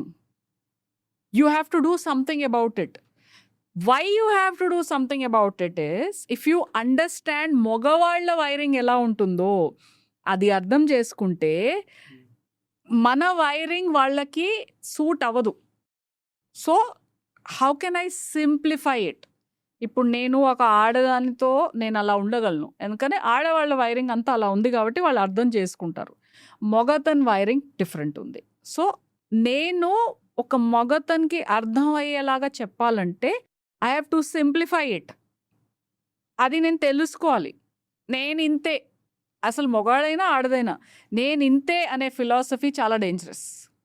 Now I'm coming the reverse. మగవాళ్ళకి అబ్బా ఏముంది, వాళ్ళ మైండ్ ఎప్పుడు అలా ఉంటుంది. ఓ నేను ఒక కార్ చూస్తున్నానంటే ఇంకా నా లోకం అంతా కారే. పక్కన పిల్లలు కొట్టుకుంటున్నారు, అక్కడ ఎవడో అరుస్తున్నాడు, అక్కడ ఏదో జరుగుతుంది, నేను పట్టించుకోను. That's the reverse. ఆడదానికి ఏమో అన్నీ వినిపిస్తాయి, అన్నీ కనిపిస్తాయి, దే ప్రాసెస్ ఎవ్రీథింగ్. మగవాళ్ళకి ఏంటంటే వాళ్ళు అట్లా లీనియర్, అక్కడ ఉంటే అది ఇంకా అక్కడే ఉండిపోతారు. So both of them need to put efforts to walk midway, so to reach the other person. So మీ దగ్గరకు వచ్చిన క్లయింట్స్లో who is more emotionally strong, హస్బెండా వైఫా? అలా డిఫైన్ చేయలేం. సో కొన్ని మ్యారేజెస్లో, కొన్ని రిలేషన్షిప్స్లో the male is emotionally strong. It's again a perception that women is emotionally strong. ఆ లేబుల్తో ఎంత వేసేస్తారంటే, ఎంత తీసుకుంటుందంటే, I will not even blame the external environment. ఆ ఎమోషనల్లీ నేను స్ట్రాంగ్ అని నేను ఎంత తీసేసుకుంటానంటే ఇంకా నేను ఒకరోజు ఇట్లా వాల్కనిక్ ఎరప్షన్ అవుతుంది. సో అది ఆ డెఫినేషన్ అనేది చాలా డేంజరస్. సో మనసులో పెట్టుకోవడం చాలా డేంజరస్. ఎవరికైనా చాలా డేంజరస్. కమ్యూనికేట్ చేయడం చాలా ఇంపార్టెంట్. గెస్ వర్క్ చెయ్యొద్దు. ఇది గేమ్ కాదు, ఇది లైఫ్, ఇది రిలేషన్షిప్. ఇప్పుడు నేను ఇక్కడ వస్తున్నాను, నాకు 2 days ముందు కన్ఫర్మేషన్ కాల్ వచ్చింది, వస్తున్నారా? నేను కన్ఫర్మ్ చేశాను, హైదరాబాద్ వచ్చేసానని. Now I took the cab, నాకు ఈటీఏ ఉంది, then I have communicated the ETA. ఇవన్నీ చిన్న చిన్న విషయాలు. మనం ఎంత ఎక్కువ ఇవి చిన్న విషయాల్ని పట్టించుకుంటే మన లైఫ్లో కాంప్లికేషన్స్ అంత తక్కువ ఉంటాయి. ఓకే, మనం ఈ చిన్న చిన్న విషయాలే దీంట్లో ఏముంది, చెప్తే వెళ్తున్నాను కదా, చేరుతాను కదా, చెప్పేశాను కదా ఆల్రెడీ, అలా ఆలోచిస్తే మనం ఈ చిన్న చిన్న విషయాల్ని ఎంత ఫార్ గ్రాంటెడ్ తీసుకుంటే మన లైఫ్లో కాంప్లికేషన్స్ అంత ఎక్కువ ఉంటాయి. ఆ గొడవలు జరిగేదే అక్కడ. ఇప్పుడు హస్బెండ్కి బిజినెస్ మీటింగ్ వచ్చింది. సో అతను he has to go with colleagues, బయటికి వెళ్ళాలి. వైఫ్కి లేట్ వస్తానని చెప్పాడు. ఎక్కడికి వెళ్తున్నాను, ఎవరితో వెళ్తున్నాను, ఏ టైం వరకు రావచ్చు, నువ్వు పడుకో లేదా మెలుగుతూ ఉండు, కీ ఎక్కడ పెట్టాలి, ఇవి చిన్న చిన్న విషయాలు. అది చెప్పకుండా వాడు లేట్ వస్తానని చెప్పి వదిలేస్తే ఆ అమ్మాయికి ఏమర్థం అవుతుంది? నేను వెయిట్ చేయాలా, పడుకోవాలా, మళ్ళీ వేరే డౌట్లు based on how healthy the relationship is. ఎవరితో వెళ్ళాడు, ఎక్కడికి వెళ్ళాడు, ఏ టైంకి వస్తాడు, నేను పడుకోవాలా, నేను రేపు లెగవాలి, అతను పడుకుంటాడు, పిల్లలు స్కూల్కి వెళ్ళాలి, నేను లెగవాలి. ఇదంతా మైండ్లోనే ఉంది, బయటకు చెప్పింది ఏమీ లేదు. ద స్క్రీన్ మీద కనిపించేది ఏంటంటే, ఓకే అతను 12కి వచ్చాడు, ఈవిడ తలుపు తీసింది, ఇద్దరు వెళ్ళి పడుకున్నారు. ఇంత జరిగిన మహాభారతం ఆ మనిషికి తెలియదు నువ్వు ఇన్ని ఆలోచించావని. సో ఆ మనిషి కూడా సెన్సిటివ్ ఉండాలి. నీకు నిద్ర వస్తే పడుకో, నా దగ్గర తాళాలు ఉన్నాయి, లేదంటే ఇక్కడ తాళాలు పెట్టు, నేను ఈ బిజినెస్ వాళ్ళు వచ్చారు, వీళ్ళ మూలంగా బయటకు వెళ్తున్నాను. కానీ ఆ మగతన మైండ్ సెట్ ఏంటి? పనే కదా నేను చేసేది, నీకోసమే కదా, చాకరీ చేస్తున్నాను కదా, చచ్చిపోతున్నాను ఇలా పని చేస్తూ అని ఆ మనిషి అలా ఆలోచిస్తాడు. ఈ మనిషి ఇంకోలా ఆలోచిస్తాడు. నేను కదా లెగవాల్సింది రేపొద్దున. నాకు నేనెప్పుడో నిద్ర ఆపుకొని ఉన్నాను. నా పనులన్నీ అయిపోయాయి. నేనేం చేయాలి? ఎప్పుడొస్తావు? నాకు తెలీదు. ఎంతసేపు ఇట్లా మెలుకుతూ కూర్చోవాలి. కానీ అక్కడ మాటలుండవు. అంటే కొన్ని సార్లు అర్థం చేసుకోవచ్చు కదా! ఊరికే ఫోన్ చేసి అర్థం చేసుకోవడానికి ఎందుకు వదలాలి మనం? Because that's a risk. అర్థం అయ్యిందా లేదా నాకెలా తెలుస్తుంది? Why should I leave that to the like a chance? నా రిలేషన్‌షిప్‌లో పీస్ నాకు ఇంపార్టెంట్ అయితే, I need to take that one extra step. ఎంత టైం పడుతుంది? 30 సెకండ్స్ కాలా? లేకపోతే ఒక మెసేజా? అంతే కదా! ఇఫ్ a 30-second call and message can actually build a healthy relationship, the wife will sleep peacefully. She is aware that okay. Husband is here and ఇట్లా ఈ పనిలో ఉన్నారు అని. తనకు డౌట్స్ రావు. ఇన్‌సెక్యూరిటీ ఉండదు. యాంగ్జైటీ ఉండదు. And it also shows that the husband respects the wife. అంటే అక్కడ ఉన్న స్ట్రెస్‌కి కొన్నిసార్లు అరవాల్సొస్తది గదా! ఎందుకు? ఎవడు రైట్ ఇచ్చాడు? బాస్ మీద అరవండి. కోపం వచ్చింది అతని మీద గదా! అతని మీద అరవండి. ఈవిడేంటి స్పంజా? వస్తువా? డస్ట్‌బిన్నా? నాకేది అవసరం లేదో నేను దీని మొహాన పడేస్తాను. ఆ ఫర్ గ్రాంటెడ్‌నెస్ మనం చిన్నప్పటి నుంచి చూసాం కాబట్టి, మనకి అది ఓకే అనిపిస్తుంది. మా డ్యాడీ జీవితాంతం ఇడ్లీలు తినేవాళ్ళు. ప్రతిరోజు ఫ్రెష్ పిండి కావాలి, ఫ్రెష్ పచ్చడి కావాలి. ఆ పిండి ముందు రోజుదైతే he used to make out. Idli, dosa, omelette తప్ప ఇంకా వేరే బ్రేక్‌ఫాస్ట్ ఏదైనా టేబుల్ మీద వస్తే అది ఫ్లయింగ్ డిస్క్ లాగా ఆ ప్లేట్ ఎళ్ళిపోయేది. అలా పడేసేవాళ్ళు. ఇప్పుడు చాలా ప్రేమగా చూసుకున్నారు మమ్మీని. చెయ్యంది లేదు. అలా అని కొట్టడం గానీ, బూతులు తిట్టడం గానీ ఏం లేదు. అదొక్కటే. నేను ఇవి 3 తింటాను. నువ్వు నాకు పెట్టొద్దు, నువ్వు చెయ్యొద్దు కొత్తవి. అరే! ఆవిడ కూడా మనిషే గదా! 35, 40 ఇయర్స్ అవే 3 వండుతూ ఉంటే ఆ మనిషికి ఎంత బోర్ కొట్టేయాలి? డ్యాడీ చనిపోయిన తర్వాత 15 సంవత్సరాలయింది. అమ్మ ఇంతవరకు ఇడ్లీ తిందు. విరక్తి పుట్టిపోయింది. సో, ఆ పరిస్థితి ఎందుకు తెచ్చుకోవాలి? ఎదట మనిషి కూడా మనిషే. నాకు పర్టిక్యులర్ కోరికలున్నట్టు వాళ్ళకి గూడా ఉంటాయి. నేను ఆఫీస్‌లో పని చేస్తుంటే వాళ్ళు గూడా ఇంట్లో పని చేస్తున్నారు. నేను ప్రశాంతంగా పొద్దునెళ్ళి రాత్రి రాగలుగుతున్నానంటే ఎవరో బ్యాక్‌గ్రౌండ్‌లో చూసుకుంటున్నారు. And it can be reverse also. ఇది నేను మగతనే చేస్తాడు, ఆడదే చేస్తది అనట్లేదు. రివర్స్ కూడా ఉండొచ్చు. చాలామంది మగాళ్ళు చాలా చేస్తారు. ఆడవాళ్ళు are very insensitive to it. They don't realize. Loans తీసుకుంటారు. ఫైనాన్షియల్ స్ట్రెస్ ఉంటుంది. ఆడవాళ్ళకి అస్సలు ఐడియా లేదు. మగవాళ్ళు అదంతా ఆ స్ట్రెస్‌ని ఇంట్లోకి రానివ్వకుండా మేనేజ్ చేస్తారు. ఆడవాళ్ళకి ఆ సెన్సిటివిటీ ఉండదు. So, it is just not about the man or just not about the woman. ఇద్దరూ ఆ తప్పు చేస్తున్నారు. So, anything is too much is dangerous అని చెప్పి అంటారు గదా! So, too much love and affection అనేది కూడా డేంజరసేనా? టూ మచ్ వాటర్ కూడా డేంజరస్సే. టూ మచ్ అమృతం కూడా డేంజరస్సే. లవ్ వరకెళ్లరు. అంటే సో, ఒక పర్సన్‌ని లవ్ చేసినప్పుడు ఎంత లవ్ చేయాలి మరి? ఆ మనిషికి ఎంత అవసరమో, మీకెంత అవసరమో, మీది ఎక్కువైతే కొంచెం ఎలా తగ్గించుకోవాలి. ఆ మనిషిని సఫోకేట్ చేయకుండా చూసుకోవాలి. ఆ మనిషి రిక్వైర్మెంట్ ఎక్కువ ఉంది. మీరంతా ఇవ్వలేకపోతున్నారంటే నేను కొంచెం ఎలా సో, పెంచుకోగలను. ఎక్కువ ప్రేమిస్తే దేవదాసులైతారా? అది ప్రేమ కాదు యాక్చువల్లీ. అది అటాచ్‌మెంట్. అటాచ్‌మెంట్‌తో దేవదాసులు అవుతారు. ప్రేమతో దేవదాసులు అవ్వరు. ప్రేమ అనేది ఫ్రీడమ్ ఇస్తుంది. ఓకే. ప్రేమ అనేది అటాచ్‌మెంట్ క్రియేట్ చేయదు. అటాచ్‌మెంట్ ఉంటే అది ప్రేమ కాదు. డిఫరెన్స్ ఏంటి? చెప్తాను. So, Bommarillu kind of father. అది ప్రేమ గాదు. అది కంట్రోల్ అండ్ అటాచ్‌మెంట్. సో, ఇప్పుడు 'డీడీఎల్జే' లాంటి ఫాదర్. 'దిల్వాలే దుల్హనియా లే జాయేంగే.' నువ్వెళ్ళి బ్రతుకు. నీ జీవితం నువ్వు బ్రతుకు. అది ప్రేమ. నేనిక్కడున్నాను. నువ్వు చేయాల్సింది చెయ్యి. ఏదైనా అయితే నేను స్టిల్ ఇక్కడున్నాను. అది ప్రేమ.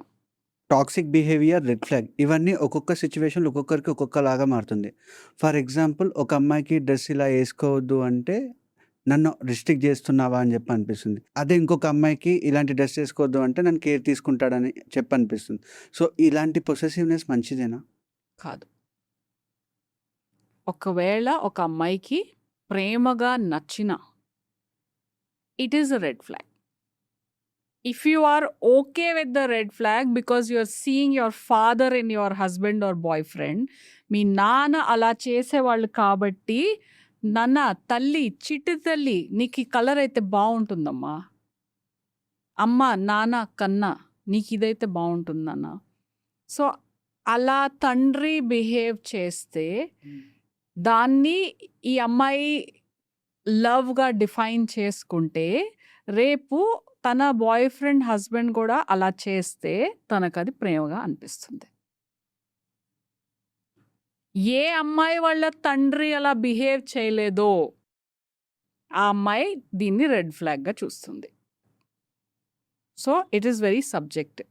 హౌ ఎవర్ ఒక ఇండిపెండెంట్గా మనం ఒక సిచ్యువేషన్ని చూస్తే, if a person is giving his opinion that నీకు ఆ డ్రెస్ బాగుంటుంది, but if that doesn't carry any energy, he is okay. నువ్వు ప్యాంట్ షర్ట్ వేసుకున్నా ఓకే, చీర వేసుకున్నా ఓకే, ఏది కట్టుకున్నా okay, but he has an opinion that నాకు నువ్వు సారీస్లో ఎక్కువ నచ్చుతావు. That's a different thing. There is no problem with that. But mood మారుతుంది. ప్యాంట్ షర్ట్ వేసుకుంటే మూడ్ ఒకలాగా ఉంటుంది, చీర వేసుకుంటే వెలిగిపోతుంది ముఖం, ఇంకేదో వేసుకుంటే మళ్ళీ ఒక సప్రెస్డ్ యాంగర్, డిసప్పాయింట్మెంట్ని బాడీ లాంగ్వేజ్తో కమ్యూనికేట్ చేస్తున్నాడంటే అతను, that's a red flag. Same with the women. Okay. So ఆ తేడా ఎనర్జీలో కనిపిస్తుంది. If they are very okay, they are very like neutral behaviour, whatever you're wearing, it doesn't matter, you wear whatever you're comfortable. కానీ నాకు నువ్వు చీరల్లో ఇష్టం, that's okay. But ఇది యావరేజ్గా ఉంది, చీర కట్టుకుంటే భలే ఉంటావు. So you know it is a very subtle blackmailing and subtle giving information subtly that I don't like you wearing that, నాకు నువ్వు ఇది వేసుకుంటేనే ఇష్టం అంటే అక్కడ ఒక అప్రూవల్ ఉంది. చీర కట్టుకుంటే I'm happy, you my love. Pant shirt వేసుకుంటే అది మాటల్లో చెప్పకపోయినా they are conveying it in their body language. That's a red flag. Toxic behaviour గురించి మాట్లాడుతున్నాం కాబట్టి, ఒక కపుల్ మధ్యలో హస్బెండ్ టాక్సిక్ బిహేవియర్ ఎలా ఉంటుందో చాలా వీడియోస్ ఉన్నాయి. బట్ ఒక వైఫ్ టాక్సిక్ బిహేవియర్ ఎలా ఉంటుంది? To the first point, yes, statistically data ఎక్కువ అవైలబుల్ ఉంది.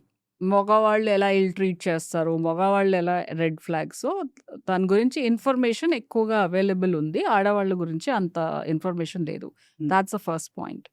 ఐ హైలీ ఎంకరేజ్ దట్ ఈ ఇన్ఫర్మేషన్ కూడా అవైలబుల్ ఉండాలి. బికాజ్ అదర్వైజ్ ఏమవుతుందంటే, the red flags that the males are facing, అది డిస్మిస్ అయిపోతుంది.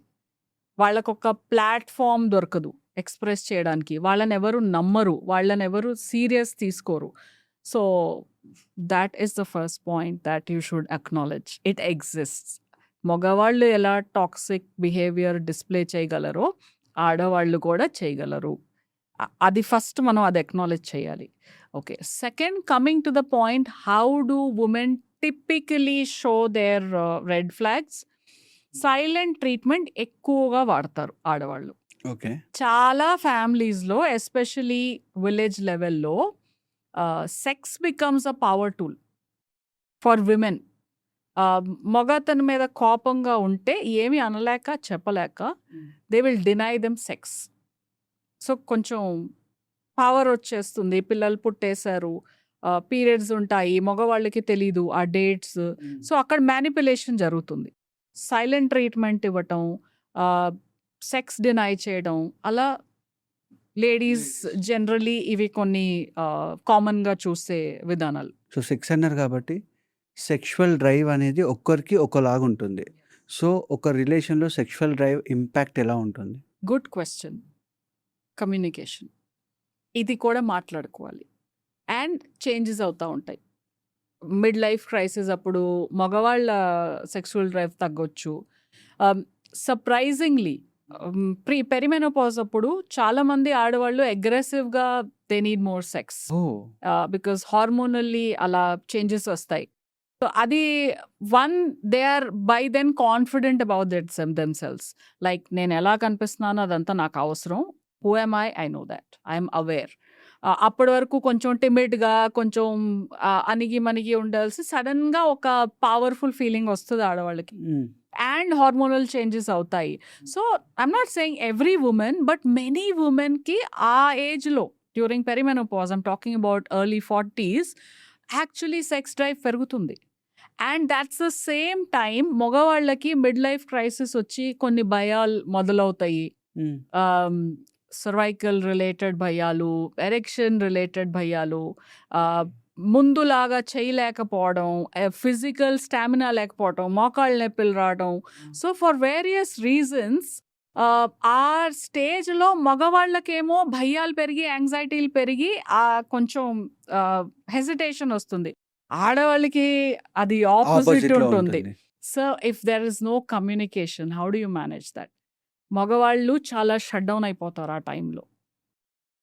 What if I'm in the act and I'm not able to perform? అది తీసుకోలేరు. సో కంప్లీట్ అవాయిడ్ చేసేస్తారు. They will not even try. And ఆడవాళ్ళు ఆ టైంలో అగ్రెసివ్గా ఉంటే ఇంకా వీళ్ళకి భయం వేస్తుంది.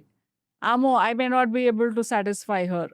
సో ఇది అంతా again actually it starts from pornography also. So masturbation చేసేవాళ్ళు, పోర్న్ చూసేవాళ్ళు. పోర్న్ ఎలాంటిదంటే ఫాస్ట్ ఫుడ్ లాంటిది. నేను ఒకవేళ బయటికి వెళ్తున్నాను, లేదా ఒక కొత్త కుజీన్ వచ్చింది, ఏదో వచ్చింది, నేను ఎన్ని రోజులు తినగలను? ఇప్పుడు మెక్డీలో తింటున్నాను, కేఎఫ్సీలో తింటున్నాను, ఏదో తింటున్నాను, ఎన్ని రోజులు తినగలను? If I'm a healthy normal human being, నేను 1 డే 2 డేస్ 3 డేస్ తిన్నాక నాకు ఆవకాయ అన్నం ఎక్కడుందో చెప్పండి. నాకు ముద్దపప్పు ఆవకాయ కావాలి, లేదంటే పప్పన్నం కావాలి, ఇంట్లో పెరుగన్నం అయినా తింటాను, నాకు అది వద్దు. సో మన ఎమోషనల్ లెవెల్లో మనం హెల్దీగా ఉంటే we'll only consume it like సరే okay, something exciting, something is exciting me. ఆ ఎక్సైట్మెంట్ ఎక్కువ రోజులు ఉండదు. కానీ నాకు ఇంట్లో గొడవ అయింది, నేను ఎస్కేప్ చేయడానికి వెళ్ళి బర్గర్ తింటున్నాను, నాకు ఇంట్లో సరిగ్గా చూడట్లేదు, నాకు అబ్యూస్ చేస్తున్నారు, అమ్మ నాన్న గొడవ పెట్టుకుంటున్నారు, ఇంకా నేను ప్రతిసారి జరిగినప్పుడల్లా వెళ్ళి మెక్డీలో కూర్చుంటున్నాను, కేఎఫ్సీలో కూర్చుంటున్నాను. So that is not happening because of KFC, McD. That is happening because you are looking at it as a survival.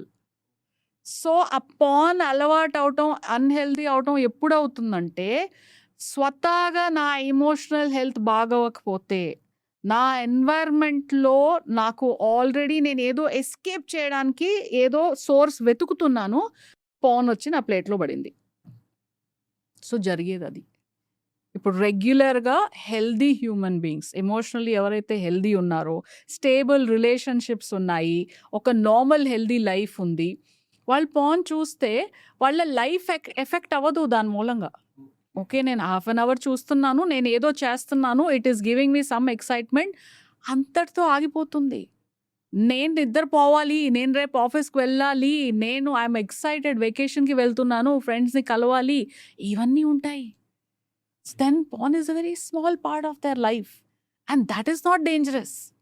But when porn becomes a survival mechanism, that is the problem, and porn is not responsible for that. Porn is just a source you are getting, but what is the real problem? What is the root cause? That is a unhealthy life. దానికి కారణాలు వేరే Person to person different different అయి ఉండొచ్చు. ఈ podcast గురించి research చేస్తున్నప్పుడు ఒక statement చదివాక నేను షాక్కి గురయ్యా. సో ఏంటి అంటే, ఒక హస్బెండ్కి తన వైఫ్ మీద ఇంట్రెస్ట్ ఎప్పుడు పోతుంది అంటే, ఒకటి తన ప్యాషన్ని వదులుకున్నప్పుడు, వైఫ్ తన ప్యాషన్ని వదులుకున్నప్పుడు, సెకండ్ వైఫ్కి హస్బెండే ప్రపంచమైనప్పుడు. సో ఈ 2 సర్కమ్స్టాన్సెస్లో హస్బెండ్కి వైఫ్ మీద interest పోతుందంట. It is true. So the deeper philosophy is, if you don't choose yourself, nobody else is going to choose you. So మిమ్మల్ని మీరు ఇంపార్టెన్స్ ఇవ్వకపోతే ఇంకెవ్వరు మీకు ఇంపార్టెన్స్ ఇవ్వరు. ఓకే, సో అలాంటి రీజన్స్ వల్ల కూడా హస్బెండ్కి వైఫ్ మీద ఇంట్రెస్ట్. అది చాలా పెద్ద రీజన్. అది ఏమవుతుందంటే, ఇప్పుడు నా ప్రపంచం అంతా నా హస్బెండే అయిపోతే, I'm putting a lot of pressure on my husband. నా సంతోషానికి నా హస్బెండే రెస్పాన్సిబుల్, నేను నవ్వడానికి నా హస్బెండే రెస్పాన్సిబుల్. నేను ఏడవడానికి నా హస్బెండే రెస్పాన్సిబుల్. నా ఎంజాయ్‌మెంట్‌కి నా హస్బెండే రెస్పాన్సిబుల్. ప్రతి దానికి నా హస్బెండే రెస్పాన్సిబుల్ అయితే, ఆ మనిషి మీద ఎంత ప్రెషర్ ఉన్నట్టు? అవును. So, why should how long can he carry that weight? అదిగో నువ్వు ఇది చేయలేదు నేను అలుగుతున్నా. అదిగో నువ్వు అది చేయలేదు నేను అలుగుతున్నా. బికాజ్ నువ్వే నా ప్రపంచం. So, the husband doesn't understand the pressure this is causing. కానీ ఆ ప్రెషర్ ఉంది. సో, ఆ ప్రెషర్ ఉన్నందువల్ల ఎక్కడో he wants to start escaping that pressure. అరే! నేను బతకాలి గదా! నువ్వు ఏడవాలన్నా నేనే, నువ్వు నవ్వాలన్నా నేనే, నువ్వు అన్నీ ప్రతి దానికి నేనే అయితే ఎలా? కానీ ఆ మనిషికి ఆ వొకాబులరీ లేదు. So, he wants to reduce the burden. ఏం చేస్తాడు? He starts creating distance. Starting relationship కొత్తల్లో ఇప్పుడు మొగతను ప్రూవ్ చేయడానికి ట్రై చేస్తాడు. How good is he? ఆడది ప్రూవ్ చేయడానికి ట్రై చేస్తది. How good is she? అది కొన్ని సంవత్సరాల తర్వాత, కొంతమంది రిలేషన్‌షిప్‌లో కొన్ని నెలల తర్వాత అది రివర్స్ అయిపోతది. హ్మ్. How good am I and how bad or you అయిపోతుంది. కంటిన్యూయస్‌గా నేను ఇది చేస్తున్నాను, నేను అది చేస్తున్నాను, నేను ఇంటి కోసం చేస్తున్నాను, నేను అది చేస్తున్నాను. నువ్వేం చేస్తున్నావు? సో, అది మొత్తం రివర్స్ ఎందుకు అవుతుంది? ఫస్ట్ నుంచే నన్ను నేను చూస్ చేసుకుంటూ ఉంటే, ఐ హ్యావ్ ద స్కోప్. నేను ఇది చేస్తున్నాను, నువ్వు ఇది చెయ్యి. నువ్వు ఇది చేస్తున్నావు, నేను ఇది చేస్తాను. సో, ఆ స్కోప్ ఓపెన్ పెట్టుకుంటే అగైన్ కమ్యూనికేషన్. ఓకే. మాట్లాడుకుంటూ ఉంటే. ఓకే. ఆడదానికి ఆ కుకింగ్ అనేది అసలు ఇష్టమే లేదు. కానీ ఆడది కాబట్టి ఆ రోల్ విధంగా వచ్చి నెత్తి మీద పడింది. బట్ చెప్పొచ్చు. స్పేస్ ఉండాలి. ఐ నో ఆడదానితో ఎక్స్‌పెక్ట్ చేస్తారు కుకింగ్ చేయాలని. నాకు ఇష్టం లేదు. సో, ఒక వేరే సొల్యూషన్ చూడటం. మెయిడ్‌ని పెట్టుకోవడం. ఆ కుకింగ్‌లో ఏమి ఇష్టం లేదు. కొన్నిసార్లు ఇట్స్ యాజ్ సింపుల్ యాజ్ నాకు మెనూ ప్లాన్ చేయడం అంటే తలనొప్పి. ఎవరైనా నాకు చెప్తే ఓకే ఇది చేసేయి. అయితే నాకు ప్రాబ్లమ్ లేదు. నేను టకాటకా చేసేస్తా. అలా ఉంటే ప్రాబ్లమ్ లేదు మ్యామ్. అంటే కుకింగే ఇంట్రెస్ట్ లేదు అంటే? మాట్లాడుకోవాలి గదా! కుకింగ్‌లో ఏం ఇంట్రెస్ట్ లేదు నీకు. ఓకే. నాకు కట్టింగ్ ఇంట్రెస్ట్ లేదు. ఎవరైనా కట్టింగ్ చేసి పెడితే నేను శుభ్రంగా వండేసుకుంటా. ఫైన్ కటింగ్‌కి హెల్ప్ పెట్టుకుందాం. సో, ఆ కుకింగ్ ఇంట్రెస్ట్ లేదు ఆడది అనంగానే మొగాడు దూకేస్తాడు. ఏయ్! ఏం మాట్లాడుతున్నావు? నువ్వు చేయకపోతే ఇంకెవడు చేస్తాడు? అలా కాకుండా సరే కుకింగ్‌లో ఏం ఇంట్రెస్ట్ లేదు నీకు? What is the pain point? నాకు మెనూ ప్లాన్ చేయడం అంటే తలనొప్పి. ఎవరైనా ఇది వండేయి అంటే నేను హ్యాపీగా వండి పడేస్తాను. అది ఒకటి పాసిబిలిటీ. సెకండ్ పాసిబిలిటీ నాకు కూరగాయలు కోయటం ఇష్టం లేదు. ఎవరైనా కూరగాయలు కోసి పెడితే నేను వంట చేస్తాను. అది second possibility. Third possibility okay. నేను వీక్లీ ఒక్కసారి, 2 సార్లు ఐ కెన్ కుక్. బట్ ఈ డైలీ 3 సార్లు చేయటం నా వల్ల కాదు. Then plan. So, go deeper. Instead of attacking the other person, go deeper. Have conversations. Understand what is the real problem. మీకు 90% ఆఫ్ ప్రాబ్లమ్స్ మాట్లాడితే సొల్యూషన్ సొల్యూషన్ వచ్చేస్తుంది. దొరుకుతది. కోర్స్ ఇంతేనా? సరే మెనూ నేను చెప్తాను. నువ్వు వంట చెయ్యి. ఓకే. I'm fine. అదంత సింపుల్‌ది. కానీ మనం వాళ్ళని లేబుల్ చేసేస్తే, ఏయ్! ఆడదానివై ఉంటే అలా ఎలా చెప్తావు? వంట చేయనని ఎలా చెప్తావు? ఇది చేయకపోతే ఇంకేం చేస్తావు? నీ పని అదే కదా! అలా అది గొడవల్లో కన్వర్ట్ అయిపోతుంది. ఒక కపుల్ జర్నీ హ్యాపీగా వెళ్ళాలి అంటే ఫ్రెండ్స్ అండ్ ఫ్యామిలీ రోల్ 2 కూడా ఇంపాక్ట్ చేస్తాయి. సో, ఎంతవరకు రిస్ట్రిక్ట్ చేయాలి? ఎలాంటివి మనం రిస్ట్రిక్ట్ చేయొద్దు? So, let's replace that word restrict with boundaries. Okay. First of all alignment ఉండాలి ఆ కపుల్‌లో. మనకి ఇన్ బిట్వీన్ కపుల్స్ ఒక అలైన్‌మెంట్ ఉండాలి. First even before you think of what do we do with friends and relatives and family, first మన ఇద్దరికి alignment ఉందా? Because కొన్ని ఫ్యామిలీస్‌లో husband wants to go all out. నేను ఇంకా ప్రతి వారం మనుషుల్ని పిలవాలి, పార్టీలు చేసుకోవాలి, ఇది అది చేయాలి. And the woman is like no I actually want to just go to the sea. నేను పార్క్‌కి వెళ్తాను, లేకపోతే బీచ్‌కి వెళ్తాను. నీతో నేను చేతులు పట్టుకుని నడిస్తే నాకు అది ఫన్. సో, అక్కడే అలైన్‌మెంట్ లేదు. ఫస్ట్ అది మాట్లాడుకోవాలి. ఫైన్. ఓకే. సో, నెలలో 4 వారాలు, 4 వీకెండ్స్ ఉంటాయి. Fine let's do this. ఒక వీకెండ్ అందరిని పిలుద్దాము, 2 వీకెండ్స్ మన ప్రైవేట్ టైం కోసం పెట్టుకుందాం, 4వ weekend let us leave it open. ఏదన్నా ఇంట్లో పనులు ఉంటే అది చేసుకోవడము, లేకపోతే పిలవాలంటే పిలవడము, లేకపోతే బీచ్కి వెళ్ళాలంటే బీచ్కి వెళ్ళటము. సో ఫ్లెక్సిబిలిటీ పెట్టుకుందాం. దాన్ని బట్టి then you have to start taking your steps externally. అది రెస్పెక్ట్ఫుల్గా బౌండరీస్ క్రియేట్ చేసుకోవటం అనేది ఒక art. We're not comfortable doing that. మనకి బౌండరీస్ బిల్డ్ చేయటం, మెయింటైన్ చేయటం అనేది చాలా అన్కంఫర్టబుల్, బికాజ్ మన కల్చర్లో అది లేదు. రోడ్డు మీద వెళ్ళేవాడు పెద్ద ఆయన ఎవడు అడుగుతాడు, ఏరా అయిందా డిగ్రీ, చేస్తున్నావా లేదా, ఏదన్నా ఉద్యోగం చేస్తున్నావా? వాళ్ళెవరు, ఎందుకు అడుగుతున్నారు, what right they have? So ఈ బౌండరీసే లేవు. ఇప్పుడు I'm on social media, lot of people, mostly men, good morning, good afternoon, good evening, good morning, good afternoon, good evening. I asked them, what is your purpose of visiting my profile? Answer రాదు. Fine, నేను అర్థం చేసుకోగలను, English is a problem. Fine, you only want to wish me good morning, good afternoon, good evening, that's fine with me. నాకు time ఉంటే నేను respond అవుతాను, time లేకపోతే respond అవును. అలా ఒక వారం రోజులు good morning, good afternoon, good evening పంపించి which I'm okay with, next question వస్తుంది, తిన్నావా, నీకు నా వయసు తెలుసా, నీకు నేను ఏం చేస్తున్నానో తెలుసా, నీకు నేను ఎవరో తెలుసా, అసలు తిన్నావా తిన్నారా నన్ను ఎలా అడగొచ్చు? There is no boundary. Just because I'm responding to your good morning, good afternoon, good evening out of politeness, you are next asking me తిన్నావా, ఎక్కడ ఉంటావు, ఏం చేస్తున్నావు, అరే who are you, where is the boundary? So నేను avoid చేస్తాను block చేయడం. Generally I try to let people know కి this is not the right way of communicating. పెళ్ళయిందా లేదా, how are you interested, why will you ask me, జనరల్గా అడుగుతున్నాను. I'm like that is even worse. జనరల్గా ఒక even if a woman asks a man or a man asks a woman, జనరల్గా క్యాజువల్గా ఎలా అడుగుతావు నీకు పెళ్ళయిందా లేదా? It's a very personal question. So ఇలా చాలామంది తెలియకుండా ఏదేదో మాట్లాడేస్తారు. బౌండరీస్ రాదు, మనం బిల్డ్ చేసుకోవడం నేర్చుకోవాలి. సో ఆ ఎక్స్టర్నల్గా ఫ్యామిలీని, ఫ్రెండ్స్ని ఎలా మేనేజ్ చేయాలనేది మన లైఫ్లో మనం బౌండరీస్ బిల్డ్ చేసుకోవడం నేర్చుకుంటే అక్కడ ఆటోమేటికలీ బిల్డ్ అయిపోతాయి.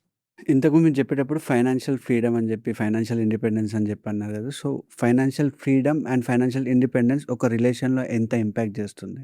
చాలా చాలా ఇంపాక్ట్ చేస్తుంది.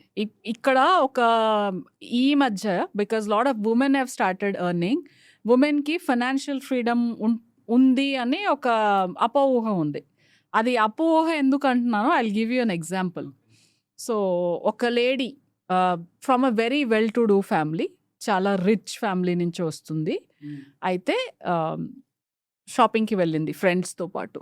ఓకే, కార్డ్ ఇచ్చింది. కార్డ్ ఇస్తే అది బ్యాలెన్స్ తక్కువ ఉంది అని చెప్పారు. So she called her husband. Husband didn't pick the call, he is in the meeting. ఆవిడ ఆల్రెడీ 9 సారీస్ షార్ట్ లిస్ట్ చేసి పెట్టుకుంది. ఓకే. సో అక్కడ she runs a huge business herself. ఆవిడ ఇన్కమ్ ఈజ్ వెరీ హై. ఆవిడ bank అకౌంట్లోనే ఆవిడ ఆ మూమెంట్లో డబ్బులు లేవు.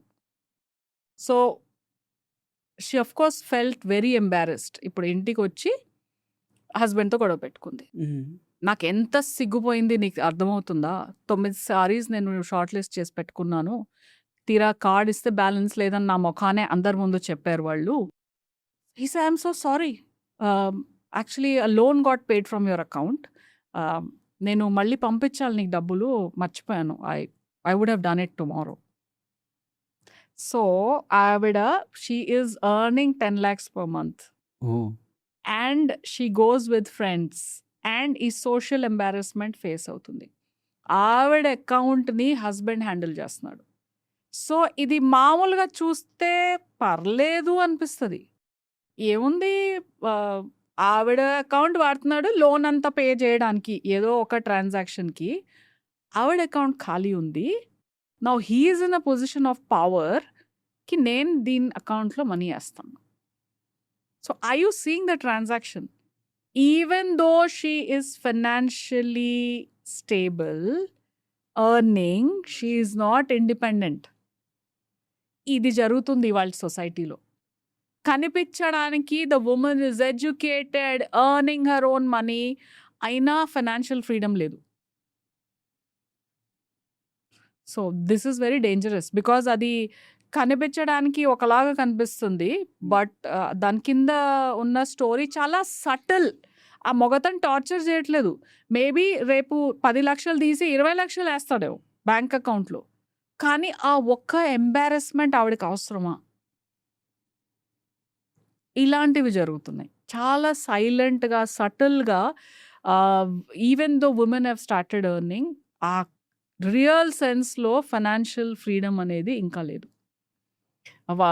ఇన్సూరెన్స్ ఇన్వెస్ట్మెంట్స్, తర్వాత ఈవెన్ ఫైనాన్షియల్ ఇన్వెస్ట్మెంట్స్ అంతా మగవాళ్ళు చూసుకుంటారు. ఇక్కడ ఆడవాళ్ళు తప్పు కూడా ఉంది. నేను ఎందుకు బుర్ర పెట్టాలి, అతను చేస్తున్నాడు కదా అని వాళ్ళు పట్టించుకోరు. అవును. కానీ ఇప్పుడు ఇలాంటి పరిస్థితి వచ్చినప్పుడు వాళ్ళకి ఏం చేయాలో అర్థం కాదు. ఇప్పుడు ఒక మ్యారేజ్ హ్యాపీగా ఉంది, మొత్తం మొగతను చూసుకుంటున్నాడు, సడన్గా ఏదో గొడవలు వచ్చాయి. ఇప్పుడు ఆ ఆడది ఇన్ని సంవత్సరాలు సంపాదించినా now she doesn't have anything. Yes, she is clueless. She is completely clueless. Demise అయిపోతుంది. తప్పు లేకపోయినా, అంత బాగున్నా సడన్గా హస్బెండ్ చనిపోతారు, ఐడియా లేదు. ఏముంది, ఎక్కడుంది, ఎలా చేయాలి, ఐడియా లేదు. ఒక కపుల్స్ ఎక్కువ గొడవలు పడ్డారు అనుకోండి, వాళ్ళ పేరెంట్స్ వచ్చి ఏం చెప్తారు, ఒకవేళ మీకు పిల్లలు పుడితే గొడవలు తగ్గుతాయి, సో పిల్లల్ని కనండి అని చెప్పి చెప్తారు. సో అది కరెక్ట్ అంటారా? అది చాలా పెద్ద మ్యానిపులేషన్. సో బేసికలీ పిల్లలు లేని కపుల్స్ విడిపోవడం ఈజీ. ఎస్. ఒకసారి పిల్లలు ఈక్వేషన్లో వచ్చేస్తే విడిపోవడం అంత ఈజీ కాదు.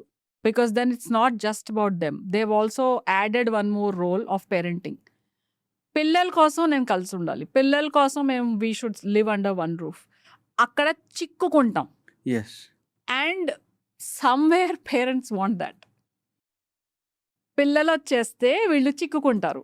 So unfortunately people are the parents are not looking at the emotional health of the relationship. Societal ఆస్పెక్ట్లో ఒక ఫిజికల్ ఎంటిటీగా వీళ్ళిద్దరు విడిపోకుండా ఉంటే చాలు. కొట్టుకు చేస్తారా, ఏం చేస్తారా, అది బయట వాళ్ళు ప్రపంచం పట్టించుకోదు. సో పిల్లలు అనేది ఒక్కసారి వచ్చారంటే వీళ్ళు చిక్కుకుంటారు. అవును. ఇంకా that separation is not that easy. So అందుకనే ఎంకరేజ్ చేస్తారు. ఒకవేళ రిలేషన్షిప్లో గొడవలు ఉన్నాయంటే పిల్లలు వస్తే అవి పెరుగుతాయి కానీ తగ్గవు. అప్పుడు ఇంకా వీళ్ళతో పాటు పిల్లలు కూడా అనుభవించాలి. ఎస్. సో గొడవలు అయినప్పుడు పార్ట్ అవ్వడమే బెటర్ అన్నమాట. Not necessary. గొడవలు అయినప్పుడు ఎందుకు అవుతున్నాయో గొడవలు మాట్లాడుకోవాలి. అండ్ ఇవాళ అది చాలా ఈజీ. మీరు 20 years 30 years ముందు ఈ ఆప్షన్స్ లేవు. ఇప్పుడు మీకు కోచెస్ ఉన్నారు, థెరపిస్ట్స్ ఉన్నారు. There so many professionals who can help you, who can give you perspectives, who can show what is happening with the man, what is happening with the woman. ఇక్కడ అతను feel అయ్యేది నీకు తెలియదు, నువ్వు feel అయ్యేది అతనికి తెలియదు. All you need to do is bring it on the table. Talk to each other, understand what is negotiable, what is non negotiable. మనం ఏం మార్చగలం, how far can he travel, how far can she travel, intention ఏంటి. ఒకవేళ మన intention ఈ marriage successful అవ్వాలి, automatically emotional maturity మీకు it starts working. Okay, నేను ఏమేం చేస్తే ఈ మ్యారేజ్ వర్కౌట్ అవుతుంది. ఇద్దరూ అలా ఆలోచిస్తే అంత చాలు ఆ మ్యారేజ్ని రన్ చేయడానికి. 100% అవసరం లేదు. కొంచెం కొంచెం కొంచెం అర్థం చేసుకుని మారుతూ ఉంటే over a period of time you will arrive at a comfortable situation. Yes. So everything needn't be right, but అంతవరకు వస్తే చాలు. So any suggestion to me and my team? Akshay, you and your team are doing a good job. Thank you. I see the authenticity and the investment that you all are bringing to the table, and I really love the questions you asked. It enabled me to get deeper into a lot of insights. Good job. Continue this. Thank you. Thanks a lot. So Thank you. ఒక relation stand అవ్వాలి అంటే ఎవరి role ఎంతుంటుంది అనే దగ్గర నుంచి ఒక parenting role ఎంతవరకు ఇంపాక్ట్ చేస్తదనే దాని గురించి చాలా డీటెయిల్‌గా చెప్పారు. Thanks a lot. Thanks for your thank time. You. My boy. Pleasure.